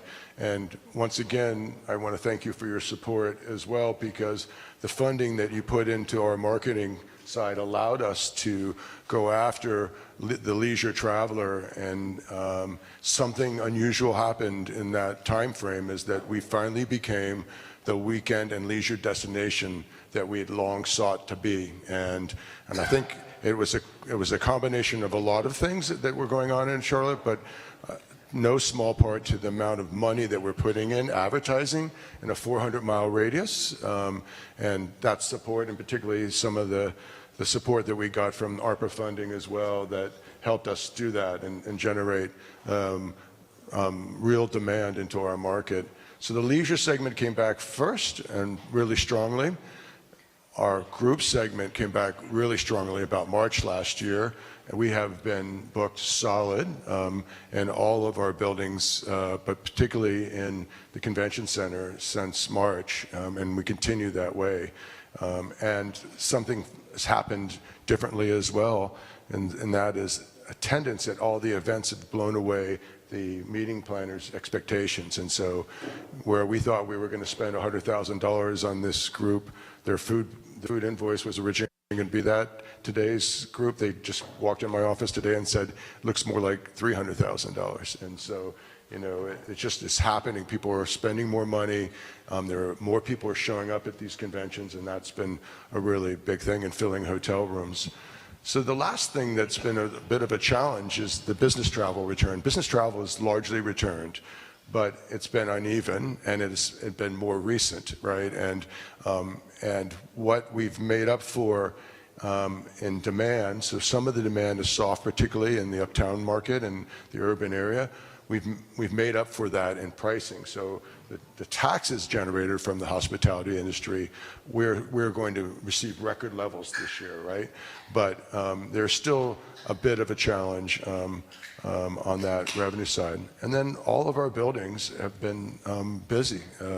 Every one of the buildings that we all operate have been really busy this year. And so people are interested in attending events, and our big events are getting a really strong attendance despite recovering from the pandemic. And so I think that maybe sets the table for the kind of recovery that we're having.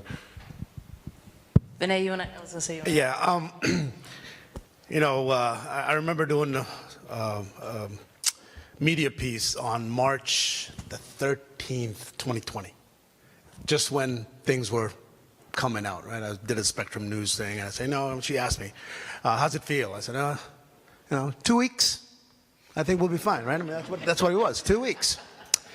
And then March the 17th happened, and we fell off a cliff. We literally fell off a cliff, and that's exactly what it is, this city went from a Sunday through Thursday city to a Friday, Saturday city.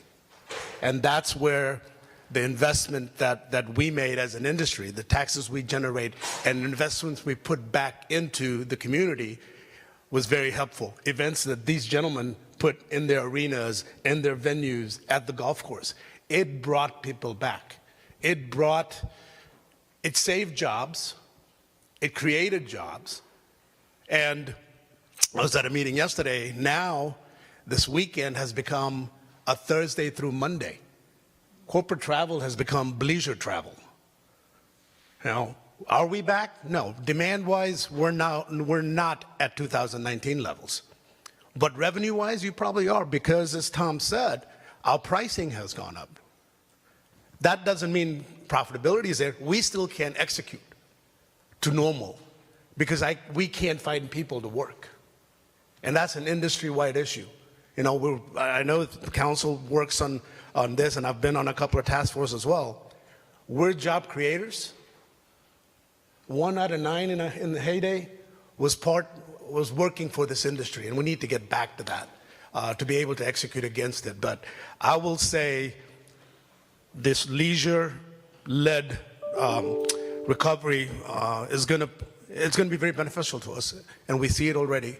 And we need to continue making investments so Charlotte stays there, right? We've created a destination over the years, and we need to make sure that we continue putting resources back into this destination so we will be healthy for a long, long time to come. Tom Gabbard, do you want to talk a little bit about from the arts perspective? Great. Well, we are back to equal levels of activity overall, equal levels of activity overall, if not, in fact, a little bit greater than we were pre-pandemic. We really leaned in to finding a way out of the pandemic, and that I think has served us well. Two years ago, our board made that decision to do Immersive Van Gogh here in Charlotte. It still ranks as the largest of any of these that have happened in North America. But we did it to get people back to work with an initial goal of 200 people, eventually rose to 400 people that we got back to work, but also to get audiences, the public, reacclimated to coming to our facilities. So then 6 months later, when we went to Ovens Auditorium to open Wicked, we were ready to have people shoulder to shoulder. We had done the work to try to get people re-energized. In our case, I'll put it in bankerly terms. If you were to look at 3 different portfolios, our Broadway portfolio is a hold stock. And it's a hold stock because we are basically doing everything at the top tier that can be done. There's no city in the country that announced more Broadway titles than we did last year. So thank you. So we're succeeding, but we don't want to lower the bar of what we do. So that's a hold stock for us. Our sell stock are those things that are very traditional. If they're very traditional and they're done in traditional ways, the attendance for those things are lagging. And so we have to look at those things through that lens that there's a decline in attendance. That's not just in Charlotte, that's all over the country.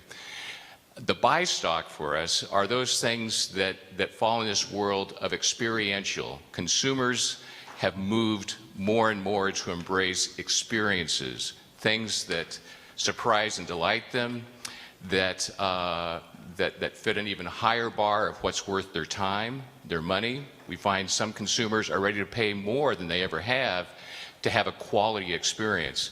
Immersive is that hot new area. Those are the things that we see consumers more and more interested in. You know, thankfully we have great facilities in Charlotte, and so we're very blessed by the city's support to have these great facilities. I will say in Uptown, since the pandemic, there is an increasing growth of concern in safety. And we have heard from our ticket buyers concern about coming out of the Belk Theater and then going down Tryon Street to visit restaurants, which is what we want. We have very little food service in our venues because we want people to go to the restaurants. There is work to be done that we all need to take on to restore that sense of safety and security that existed before the pandemic. So again, thank you for the city's support to create this vibrancy. I just want to acknowledge Tom. Last week we recognized Tom as in the highest award that we gave in the hospitality industry on an annual basis. It's called the Destination Impact Award. And because of some of the things he talked about, because of the courage to get events open while we were having people attend fully masked. You know, although that kind of challenge, it really cared so much about our industry, the people that work in it, and making sure that there was a future for Charlotte, and we were recognizing for that. So congratulations to that, Tom. Yeah. It's interesting. Also, Ovens Auditorium was the 9th busiest theater in the world last year. Because of the work that Tom placed into Ovens Auditorium.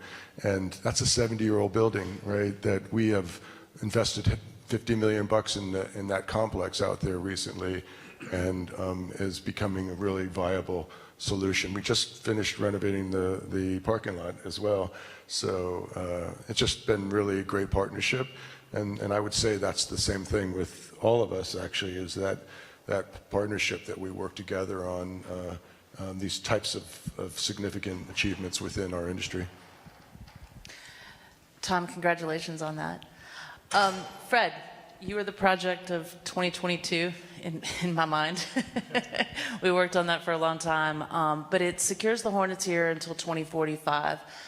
You did a great interview a week or so ago down in Atlanta talking about kind of what that means for you all and looking forward. Talk to us a little bit about that. Yeah, thanks, Tracy, and thanks for having me here. It's an honor to be here, and I want to just start, Tracy, by thanking City Council and our mayor for really supporting our efforts to continue to maintain and keep our building at the highest level and most competitive, especially in North and South Carolina, because we really take our obligation and duty as part of our operating agreement very seriously in trying to have the Spectrum Center be a real driver of economic impact in Uptown Charlotte and for this region. So Tracy's right, it was totally unscripted. It was kind of a spur of the moment interview that our television partner, Bally Sports, asked me to do during our game last Saturday night in Atlanta. It's the first away game I've been to all year. I, of course, tried to make all of our home games. I missed a few at the beginning of the season because of illness, but at the end of the day, Atlanta invested $200 million in their building. And their CEO, my counterpart there, is a great guy, Steve Koonin. He and his team, Andrew Saltzman, just did a phenomenal job in being creative in how they invested in their building to have it be more open, have it be more welcoming to all, have it be more innovative. And I thought there was something to learn by being there. And so the Fox team asked me, or the Bally Sports team asked me if I'd come on air and talk about it. And my only reason for being there was not to see the game. It was just to look at that building and walk the building. So I went to our shoot-around that morning at 10 a.m. and walked the entire building all the way up to the top, all the suites, all the different hospitality areas built out, just to see, what they had done and how creative they were. And then I had an appointment with Andrew Saltzman, who's their chief revenue officer, at 6 o'clock to meet him before a 7:30 tip-off, and walk the building while it was being activated, with their fans actually coming in, looking at the different hospitality spaces that had different amenities and why here, why there, who their partners were. So we could just basically steal some best practices and ideas on how to invest the $215 million the City Council here has awarded us. And so it was a phenomenal experience because I came away saying, wow, if we can do with $215 million anywhere near what they did, in Atlanta with $200 million, we will have a building that won't be able to be competed against in North and South Carolina for any type of event that hits the road, whether it's a family show, a concert. Obviously, we'll have our games, but college basketball, the ACC, CIAA at the appropriate time, if we can figure out how to get that back. And just create new events like the Jumpman Invitational, which we created with the Sports Foundation, and Marcus and I and several others on the Sports Fund, Tom, on the executive committee of the Sports Foundation. And we're trying to always think about how we can create unique events here that no one else in the country can do.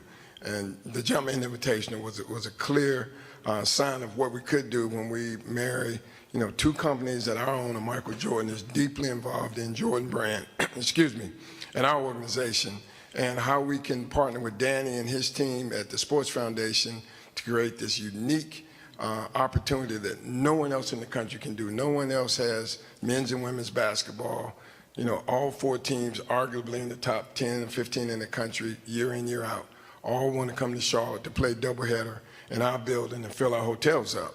And it was a huge success. And, you know, we sold out, you know, both nights of the event. We got to figure out a little better how to keep more people engaged and stay for the women's games. But we realized we got something to build on. So we're heading out to Portland, to Beaverton, Oregon, and Nike to meet with the senior team at Jordan Brand to figure out how we can take it from 4 teams to 8 teams. And always men and women. It's never going to just be men's, it's men and women. And they want to do it. And, you know, now that Jordan Brand is up to 11 schools now, when I worked there, we only had 4. But now, you know, when you add a UCLA and you add a Houston and you add a Georgetown, all these schools, we got the potential, and Howard. They just added Howard as one of their HBCU schools, or their first one. We got an opportunity to continue to do creative events like that here. But just to take a step back and talk a little bit about what Vinay said and Tom, you know, let's take a step back to House Bill 2. And I know we don't want to think about it, but we had a hangover coming out of the repeal of House Bill 2. You know, even though, you know, we got the repeal passed and it was a bipartisan effort, a lot of people in this room were responsible for helping it happen, and, you know, others like Ned Curran and Andrea Smith and Charles Bowman. You know, we all went to Raleigh for almost a year.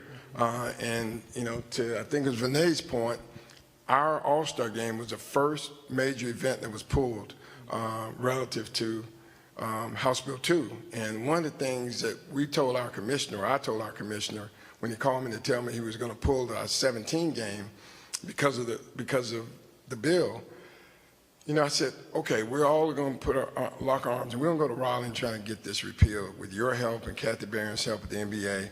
Rick Welch, who's the only open LGBT community leader in our league. He was president of the Golden State Warriors. He was my mentor when I started here 17 years ago. We're going to figure out how to get it done, but if we do, please help us get the next available game, because that will crank our economy back up. And that's exactly what happened. When we were awarded the 2019 game, you know, the ACC felt like it was okay now to bring their tournament back because they pulled after we pulled. The NCAA, wow, we can go back to Charlotte. Okay, because they pulled after our All-Star game was pulled. And then it's all of us spending more time in Raleigh working on both sides of the aisle, trying to make sure that the investments we need in this market are made. And clearly we're working with Marcus and the mayor to try to work on transportation and mobility and everything else. But at the end of the day, the Spectrum Center has to be one of those economic generators 100 nights a year plus. We've got to create a district over and around our arena, which is what Marcus and Tracy and their consultant talked to us about with our consultant. And I think the smartest thing we did this go round was take the dummies out of the negotiation, me being one, and whoever they put on the other side of the city, because I didn't do such a good job when you guys awarded us $33 million. But I think once we took the emotion out of it, we realized that's an opportunity that we can partner with everybody here on the panel. Tom has been a phenomenal partner. I'm sure you know CRVA runs the back of the house of our arena. And there's no way we can have that building cooking like we do if Tom and his team don't get it changed over for the next event, don't help us keep it clean, you know, work with Levy as our concessionaire to make sure that the food is hot and the beer is cold. It's a complete partnership. And then last, and I'll shut up, I'm a country lawyer, so I get going. But at the end of the day, when we were in the pandemic, and I was fortunate that Governor Cooper asked me years ago to serve on his North Carolina Business Council. And then as we rolled into the pandemic, that council really became more of a, how do we get out of the pandemic alive and well? And I was honored that he asked Jack Cecil, who runs the Build More Properties up in Asheville, and I to co-chair the Hospitality and Tourism Subcommittee, which included a lot of my friends here on this council. And we all worked together because we all were in the mass gatherings business. So if you think your businesses were out of business, we were out of business. We weren't allowed to gather. We weren't allowed to host the RNC. We weren't allowed to bring concerts and family shows in. So we were dead. And it was 15% capacity. Then I'd beg our county manager, Dina, can we go to 25%? If so, go to Raleigh. Can we go to 25%? And we had to gradually all grow our businesses together and hook arms and do all we could to work on the legislature and the governor to allow us to expand more. But I can't tell you how great a partnership I have with every one of these people on this panel.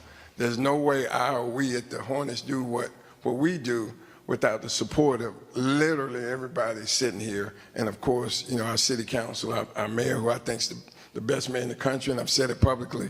If you ever get a chance to look at the piece that I did, I sent it on to Marcus and Tracy, not because I wanted them to necessarily see me on camera, but really more about what I had to say about our partnership with the city of Charlotte, with city council, what we plan to do with the wise investment I think our council has made in our organization, and just what true partnership is about in a private-public situation, which I think we've got a great private-public partnership with all of you. So I will send out that clip to council so that you can all see it. And I will say just to that partnership, while a lot of us didn't have to stay in the day-to-day of the negotiation, there was some horse trading going on where there's a couple times in that negotiation where I said, Fred, if we do this, then I need you to help me with this. That had nothing to do with the Hornets or the arena. It was something completely different. But in the spirit of partnership, Fred was like, I'm there. We get this deal done. I'll help you with the next thing and the next thing. That doesn't have anything to do with him. But that really... Tracy, let me just add to that point. I didn't mean to cut you off. But you're right. I mean, one of the good things about going to Raleigh and building really strong relationships with Senator Berger and Speaker Moore and Senator Blue and Darren Jackson and now Robert Reeves was when we got to go back to ask for something on behalf of the city, and I promised Tracy and Marcus, you know, whatever it is that we can help you with or I can help you with personally, I'm going right there with you. And you know, I see my friend back in the back, who's one of the best lobbyists in the country. He knows what it's like building those relationships and not just talking to them when you need something. And we need to get sports betting passed. But while I'm there, if you guys give me some talking points, I'll speak on behalf of our city too. We appreciate that. So, Adam, I don't know if everybody knows, but I will consider Adam our latest retention effort. He was a longtime visitor when he was here for the President's Cup and has officially, I guess it's official as of today, is a permanent resident. So we're so excited to have kept him. Thank you. Where he's going to be the director of professional golf at Quail. So Adam, we're so excited. It was such a great journey to work with you on the President's Cup. And to know that you're going to be staying and you'll be that point of contact and we don't have to work with Walter anymore. No comment. We're so glad you stayed. So talk to us a little bit from the perspective of golf, looking back at the President's Cup, but then even looking forward of how our city's positioned in this space. Yeah, thanks. I appreciate the kind words, and thanks everybody in the room and everybody outside the room for welcoming us like you did 5 years ago. We moved from the Bay Area, and it stands out. I remember my wife identified it. She said, you know, I thought the Bay Area was really welcoming. It was accepting, which was great and why we liked it. She said, but I've never been anywhere that was as welcoming as Charlotte when we arrived and throughout our time here, both personally and professionally. And I think that speaks to a lot of the success that the city's certainly had, both growing and with business recruitment, but for special events as well. And I think back, with that welcoming reception that we personally felt, I think the PGA Tour, having been here, certainly with an annual event since 2003, but even predating that, the World Seniors and the Kemper Open back, I want to say in 1969, the PGA Tour has always been welcomed here as well. And when you establish relationships that are built over decades and decades, you stay front and center when new opportunities present themselves or future opportunities need to be considered. And I think when we got here in early 2018, we felt a responsibility. We knew we were going to be here, or we thought we were going to be here for 3.5 years. It turned out 4.5 years. But we felt a responsibility that if we were going to ask this community to support this global event, for so long, that we needed to make sure that we were also supporting this community. And we took a lot of direction from those in the room.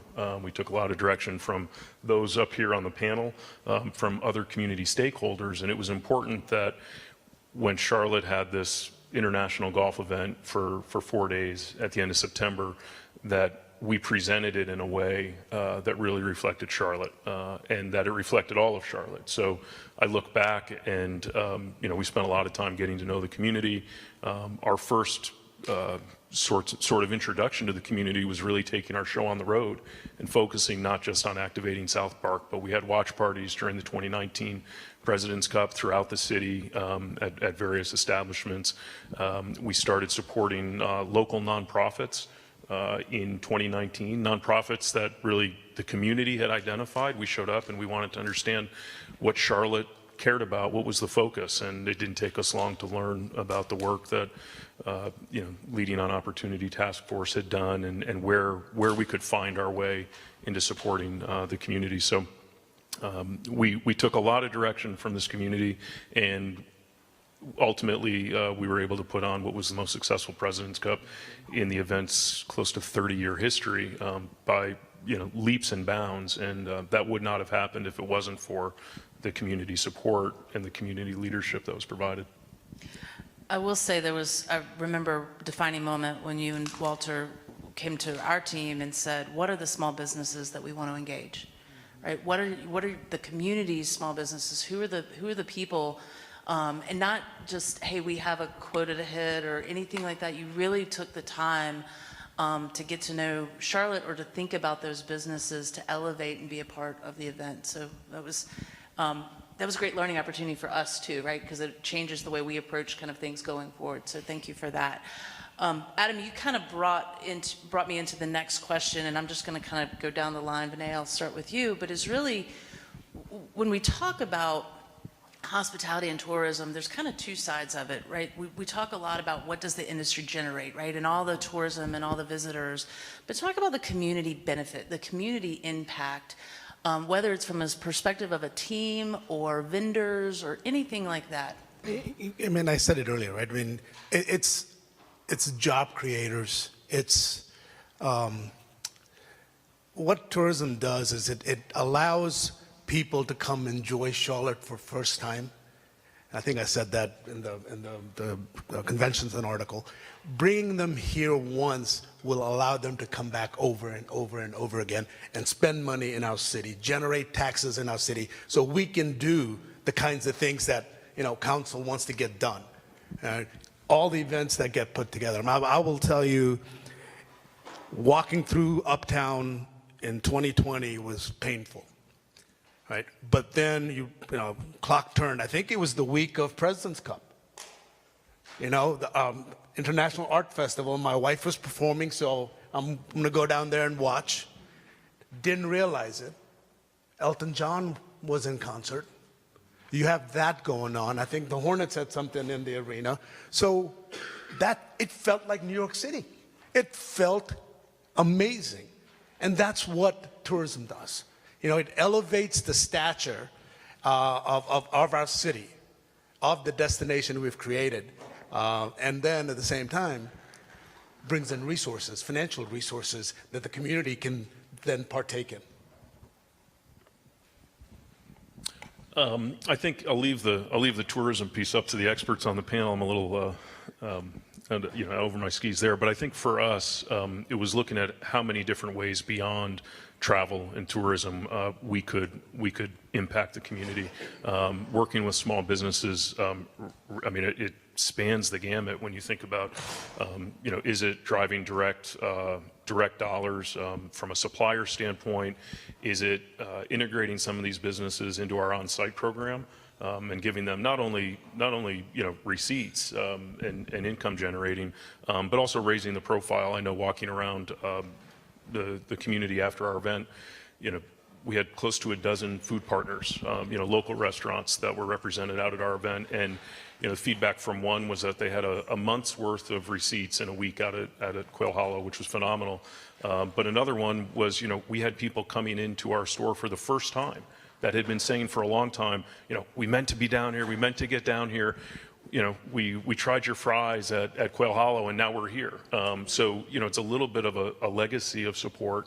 And the third way I would say, with respect to small businesses, was kind of providing a a case study and looking at how we can seed opportunities and then see them grow. Perfect example, our merchandise team doing a modest buy with 704 shops and allowing 704 shops to bring what they do to a country club and a global event, and doing it in a way where we were very, very thoughtful and strategic with Chris and Scott, and making sure that we were purchasing enough apparel that would create, we were talking about, Tom, the scarcity creates demand. And I know there's people in this room that weren't able to get it because it wasn't there. Trust me. They ordered so much and they still sold out. But we've got a conversation with them this week about how we can keep it going. And you've got the 2025 PGA Championship coming in a couple of years. So making sure that when we do things, we're cushioning and creating a successful narrative to follow. So future opportunities, to grow, throughout will remain.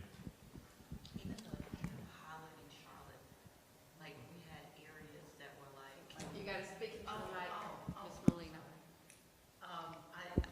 And I know I'm not supposed You to gotta speak inject. into the mic. Oh, can you hear me? Just to inject, it was my first time ever at a golf tournament, right? So I'm like exploring, learning, but I loved experiencing how we highlighted Charlotte. We had the different areas that are actually important to us as Charlotteans being highlighted on a global scale, and I thought that was actually really artful. Just want to add that.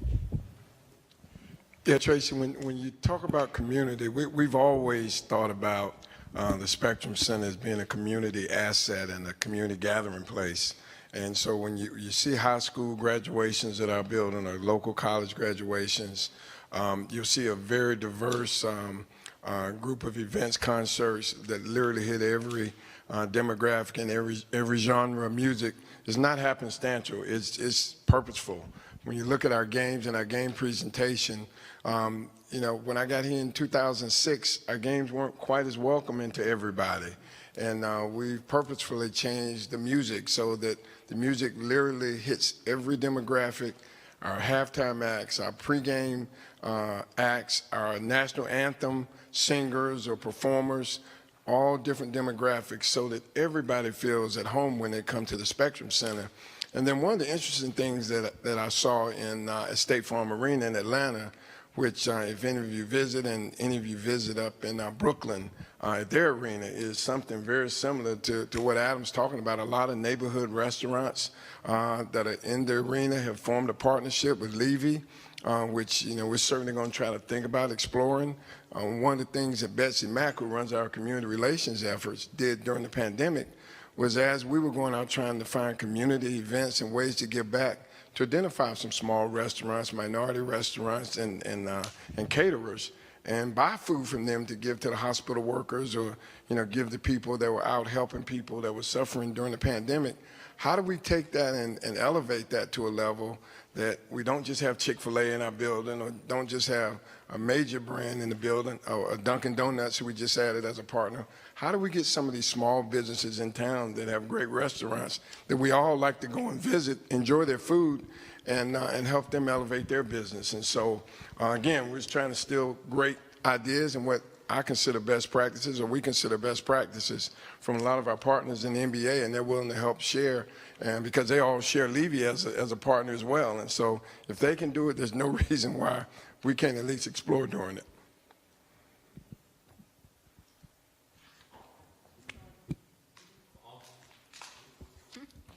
I'll plunge in to say, a lot of the things that we're blessed to do in entertainment, sports, these are, I would describe, just incredible aspirational moments that are a huge range, that start at the micro level of particularly young people that come into these venues, have those experiences, and get a glimpse of what their life might be.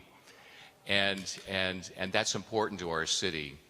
It's also important on a tourism vantage that it expresses what we aspire to be as a city and how we represent ourselves to the world. It was great, totally by coincidence, that it aligned that the President's Cup was here with these international visitors, and we launched the Charlotte International Arts Festival.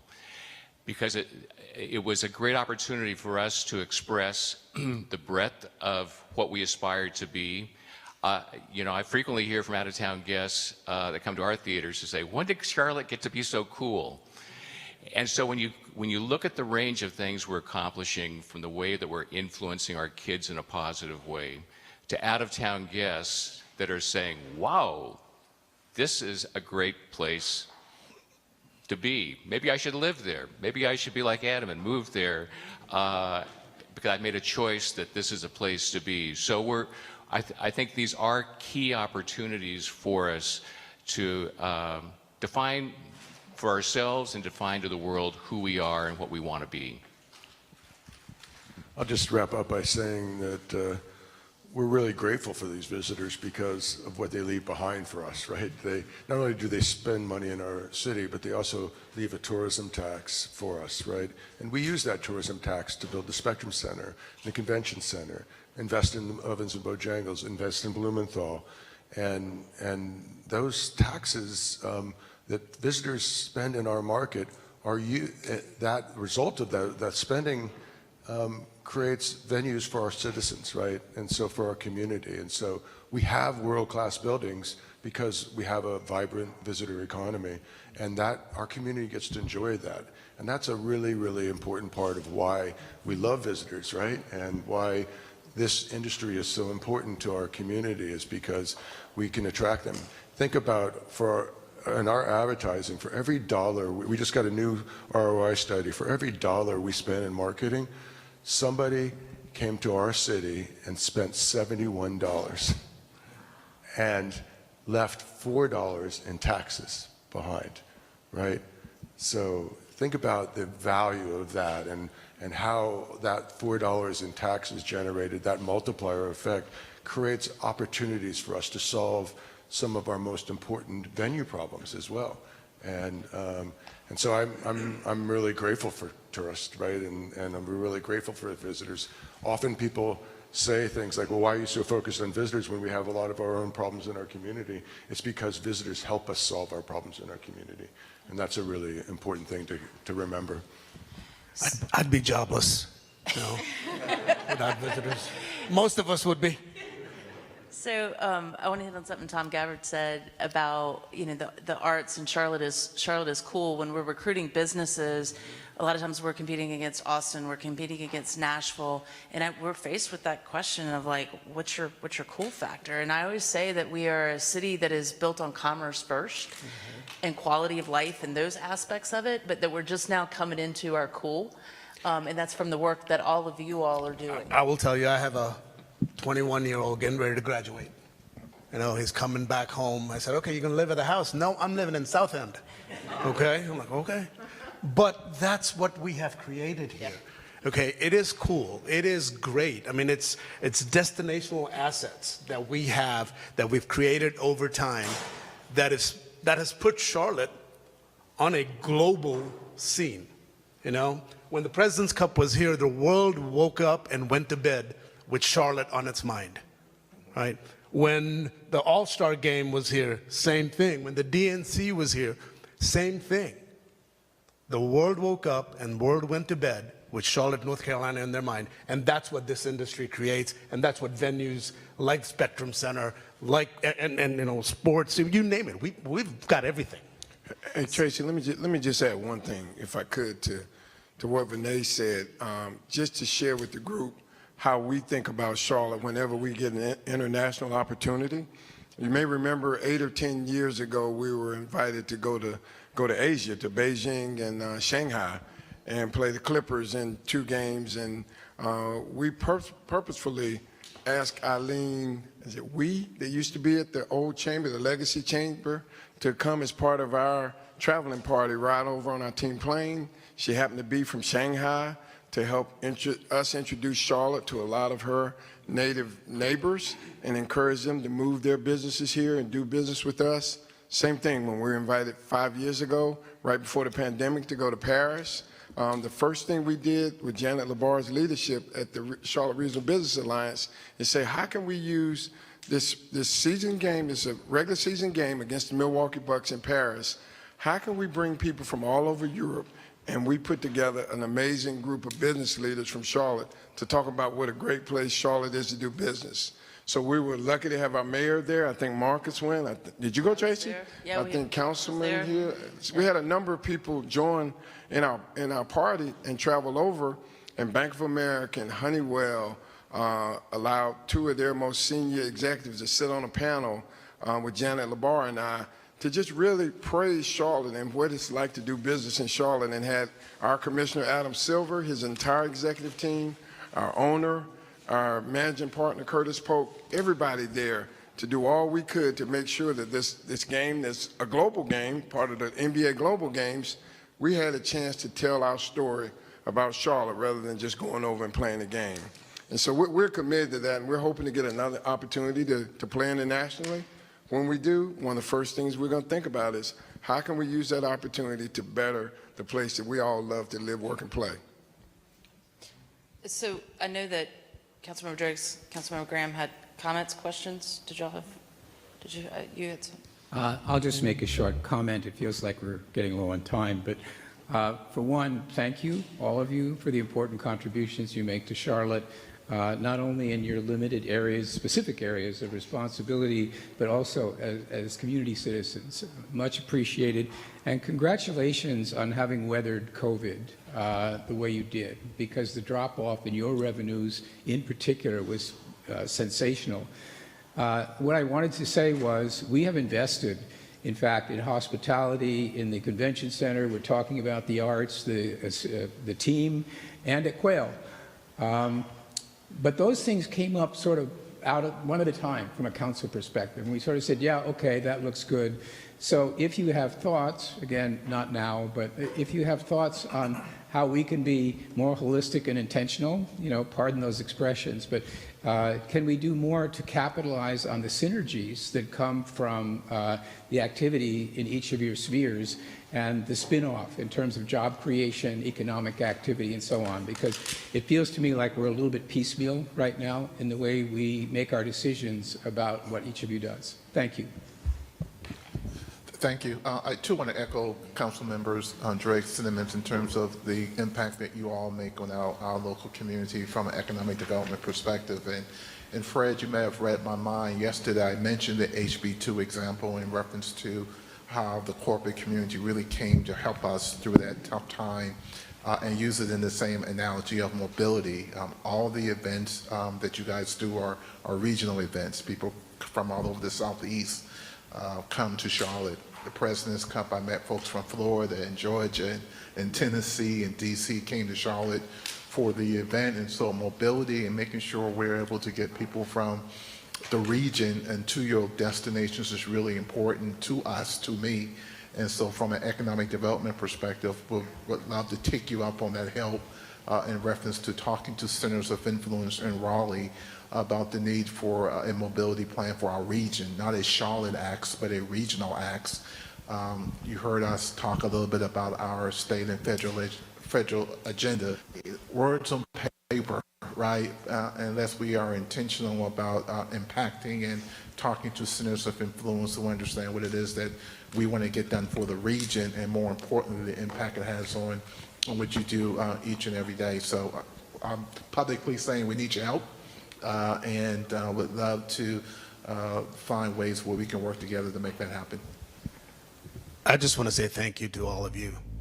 If it wasn't for some of the programming that the City Council did right off the bat, when the first round of money came, we were very focused about how we're going to spend those dollars. And you kept a lot of doors, hotel doors open, a lot of restaurateurs in business, so thank you for that. And then we were able to take that onto a state level and get $500 million from the state of North Carolina for hospitality and tourism assets.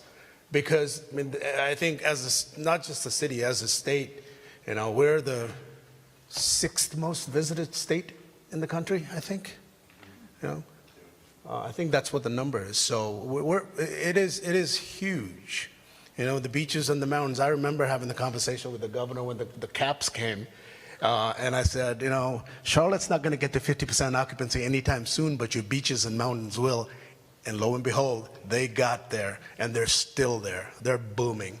I just want to thank you for all the investments that you have made. For small business owners like us, Charlotte's Home, I do it not because I do it because I love it.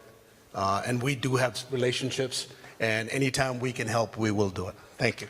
Can I just add one thing to Councilman Driggs' comment? I do think we were very fortunate to have our owner be who he is, and our managing partner think the way he thinks, and he's Michael's financial guy, Curtis Polk is, so it doesn't happen without him. But, you know, during the pandemic, we were completely out of business, and our owner made a decision not to lay off any of our workers, not to furlough anybody, not to cut anybody's salary. For part-time workers that were scheduled to do events in the Spectrum Center that had been canceled, he agreed to pay them as if we held those events. And we believe that between that and James Jordan, who's our COO, who's a 31-year veteran who brought in a military stance as we went into the pandemic, creating a task force, because I didn't know what in the world he was talking about. But at the end of the day, it was the best thing that ever happened because it kept all of our leaders across the business, including basketball, on twice-a-week meetings. And we kept everybody employed, stayed in touch with all of our teammates. So coming out of the pandemic, we were ready to get right back to business. And so we're grateful that the Charlotte community supported us. We renewed 90% of our ticket holders from the year before. We renewed all of our corporate sponsors and grew many of them substantially. And, you know, we just had our 10th sellout this year a couple nights ago. And, I mean, I don't have to tell you all, we aren't quite playing the way we like to play. No, we've had a lot of injuries, so it's been great to see us finally get 2 games ago, all 5 of our starters on the court together for the first time all season and get big wins against Chicago and Miami. But again, a lot of it is our owner, but also a lot of it is just this community, just supporting us, embracing us, continuing to give us another chance to get better on the floor. But we're trying to do everything we can on the business side. To go on the road, they make 1 or 2 stops in the Carolinas. We brought other cities in the equation that were never thought about. Greenville and Columbia, because of House Bill 2, they compete against us now for these concerts and family shows with Raleigh and Greensboro, my hometown. So you all investing in our building will continue to help us be able to outbook all of these cities and make sure that every major concert or family show that hits the road, if they're going to stop twice in North and South Carolina, we'll get one of them. If they're only going to stop once, we want to be that one. I just say real quick, we're obviously all very lucky to have you. That's been emphasized a lot. Just want to take a second, and depending on what side of the negotiating table you are from her at any given time, it may differ, that we all recognize Tracy Dodson and the bridge she provides to the business community, to the hospitality community, and to this council. That goes many times unstated, but we all recognize how critical that is. Couldn't agree more. Yep. She and Marcus have been phenomenal partners in going through a year and a half negotiation, and it never became anything other than positive. 3 years, okay. I was trying to forget the first year and a half, 3 years, but it was always positive because we all had the same goal in mind. Let's make a wise investment. Let's don't make any money, but let's make sure we keep the Spectrum Center where it needs to be to stay on top of sports and entertainment in the Carolinas.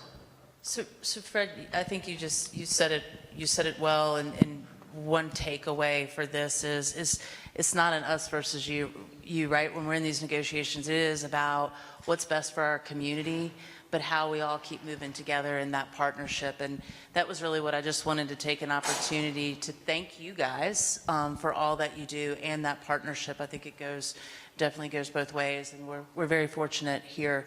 So thank you, everyone.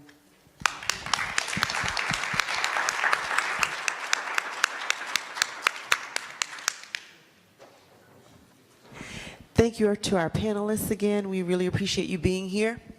At this time, we're going to take a quick break. Lunch is in the hallway. We will have a closed working session.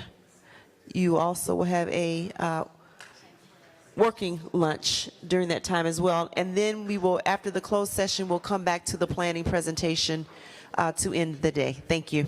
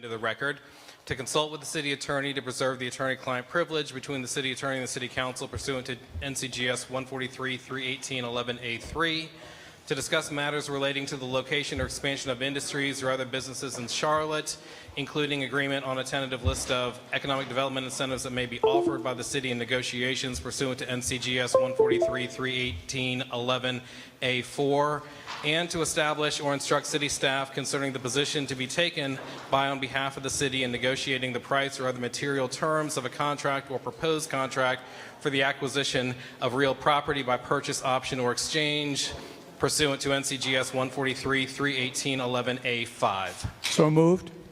Do we have a second? We have a second. Someone seconded? All right. All in favor of the closed session motion, please raise your hand. That's unanimous. Anyone opposed? That I can see. Okay. We'll wait until everybody's had a chance to get out.